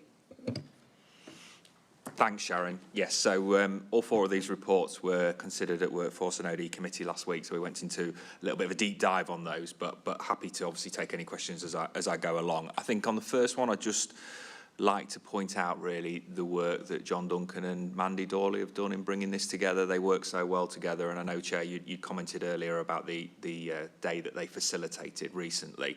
So this is our annual report. We bring this each year. It hopefully provides an overview of both the workforce ED&I and as our patient and service user experiences as well. Lots of data contained within that report. I guess for me, one of the biggest indicators is what our staff tell us, and when we look at that staff survey, our staff ranked us as the 6th best mental health trust in the country around ED&I. So that's out of 53. and that was a shift from 19th the year before. So I think that's really positive that 1,500 of our staff have put us, you know, in the top 10 by their scoring of that. Chair, rather than getting into the detail of it, I'm going to throw it open for any questions, because conscious that we did a bit of the detail at the subcommittee, if that's okay. That's fine. Thank you, Steve. I know quite a few people have commented on this at the subcommittees, etc. But is there any questions for Steve on this? No, it's a really good report. Oh, John? Just an observation, Chair. I think one of the upsides of the pandemic has been moving to remote working and remote meetings, and in some ways that has enabled far more people to participate in a lot of the good work that's been taking place, whether it's in operational meetings, deciding how we're going to change things, or actually embracing some of the public talks we've done online over the past year or so. So when I reflect back on where we were 4 years ago and thinking about diversity and all of the issues around that, actually it was kind of tricky to get involved in that, whereas actually our virtual approach right across the organisation means I think we're having different conversations with all of our colleagues, and some of this important work is much more visible now than it would have been 3 or 4 years ago. Thanks for that, John, and I agree. And actually, I've been lucky enough to dial into quite a few of these over the year, and I have to say the cross mix of people who are attending from variety of staff from all different backgrounds, all different, sort of grades and disciplines, and even commissioners were on the last one, weren't they, Steve? There's quite a lot of commissioners on the last one. So I think you're right, John. I think it's opened up the availability to participate and make it everybody's business than ever before because of that. So we're asked to approve it. Are we happy to do so? Oh, Michelle, sorry. Yeah, no, I think it's a small point, and it might seem a little bit petty, but I'm going to say it anyway because I've made it in other comments. Can we put somewhere in the report, and apologies, I did have a look last night, I couldn't find it, that the pictures were taken before the pandemic, because there's a lot of close contact pictures around tables and things, and it is our report this year. So I just think it's a technicality just for me, but on the whole it's a really great report. It really clearly demonstrates the progress that we've been making over the last 12 months. As we mentioned earlier on, there's still work in progress, but it's really positive to see it all in one place. So it's a minor point, but if we could do that, that would be really helpful. I'm not suggesting changing all the pictures, just make a note of it. Okay, if we could just incorporate that one small note, and we're happy to approve it. Yeah, Steve, thank you. Can you thank everybody who's involved, because it is a fantastic piece of work and a lot of progress being made. If we could stay with you then, Steve, and move on to the Workforce Race Equality Standard, otherwise known as the RES report. Yeah, thanks, Sharon. So again, similarly been through the same governance process on this one. So this brings together our data, it puts a plan together. I guess the key thing here that's different this year than we would have previously had is the involvement of our staff network. So we now have an active baby staff network, which is great, and thanks to Michelle's support in helping to get that set up. Very much involved in setting the work plan for this year, us consulting, using that group to consult upon. So I guess we've always done a degree of consultation. It feels to me like this has gone up that one step further this time, which is fantastic. So again, I'll kind of throw it open to any questions. Thanks, Steve. Any questions for Steve on this? As before, I know it's been through the board subcommittees. We are asked to approve it. Are we happy to do so? Thank you very much. Thanks, Steve. Moving on to item 22, the gender pay gap report, please. I'm getting a bit robotic about this, apologies, but again, similar governance arrangements, been through that process. It gives an overview of the trust's position. Actually, the data's telling us that we fare better than the average within the NHS. That doesn't mean we're perfect, certainly, and we've got an action plan that we've put together within that to help address and help shift our performance around it. Happy to take any questions. No, thank you. Thanks for that. Any questions for Steve on this? No. I think for next year, Steve, I think some of the report would be quite helpful to have the reference to the previous year's figures, particularly. I know there's a general reference to that, but it might be just have, because otherwise the board won't know if they're getting better or worse generally without some narrative. But I thought it was really good. And can I say the explanation that's been given to explain it, I think was very clear and helpful. So we're asked to approve this. Are we happy to do that? Yes, thank you. And last one, Steve, Workforce Disability Equality Standard report. again, similar comments apply. I guess this is the one where our data tells us that we've maybe got some more work to do if we compare this to the others, and hopefully that's represented in the action plan. I think it particularly emphasises why getting a chair for that staff network is really important, so we keep that piece of work. One other thing I should have said just in introducing this was when I was praising John Duncan, thank you to the Workforce and OD Committee who passed on their thanks to John, and that was really appreciated by him. So again, I will happily take any questions on this report. Okay, thank you. Any questions on this report? No, can I just ask, it's a small thing, Steve, but if I miss it, is it in the old branding, not the new branding, this one? It seems to be the only one that isn't in all the new branding. It's a template we have to use, I believe, but I guess we could still overlay it. But the reason it is set out different, because actually, personally, I prefer the res set out than this one, but it's because we're using the NHSI template for this. But I'll see if we can overlay the branding with that. No, thank you. And are we happy to approve this? Yes, thank you. Steve, as I say, thanks to you and the team. Great amount of work going into that and great progress. Yes, more to do, but real progress that's been made this year. So thank you all. Okay, item 24, items for escalation. I don't think there are any, unless anybody's got any. No, thank you. Item 25, any other business? Oh, Peter? So I'll put in the mic on. I've just got the one, Sharon. It's your last meeting, and really well done for chairing the meeting today in these difficult or unusual circumstances. I have to say, it's been a really good meeting again, as they all have, over the years. So when I've been on the board, so really well done, and thank you on behalf of me and all the board for your great achievement, your leadership over all these years. I think you've had 7 years as chair.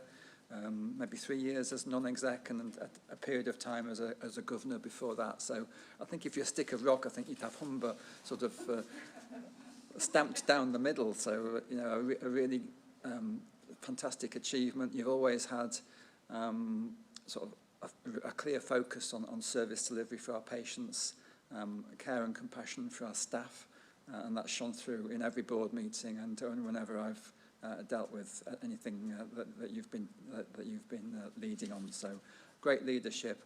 Thank you on behalf of the board. There'll be lots of other times to have further conversations before you leave, but just thought I'd take this opportunity now whilst we're in the public meeting to say that today.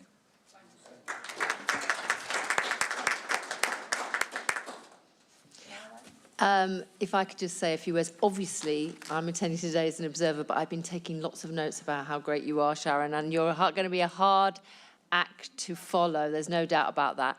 And just to say my personal thanks for the time you've given me over the last few months, and will continue right up to the day you leave, in supporting me as part of my induction as well. I appreciate, from spending time with you virtually, this is the first time we've seen each other together today, how much effort you put into this and how well respected you are. And I think on behalf of everybody, I'm sure we'll have more informal get-together, I think, later in the year, but on behalf of everybody and anybody watching, to say thank you so much. You're still living in the area, so we know you'll be watching closely, and you told me I can get in touch with you at any time. You will regret that. But I think on behalf of everybody, we'd like you to take these flowers today and say thank you so much.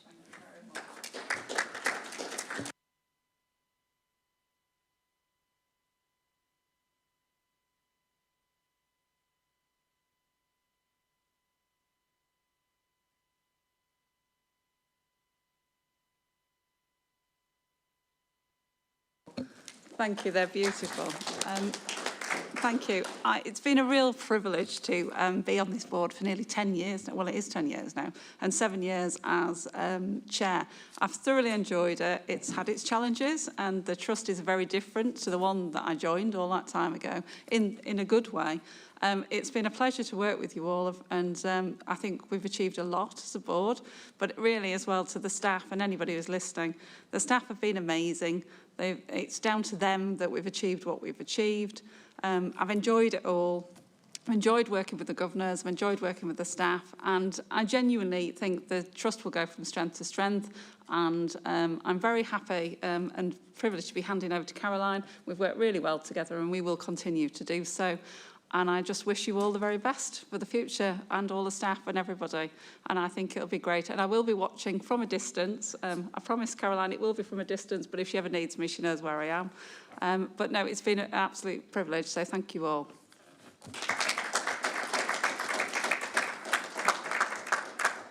And the flowers are beautiful. Thank you very much. So with that, we will close the meeting in public.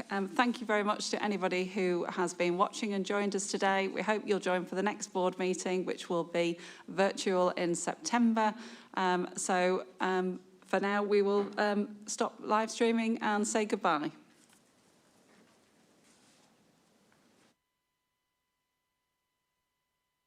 Very much for all of that. It means a lot.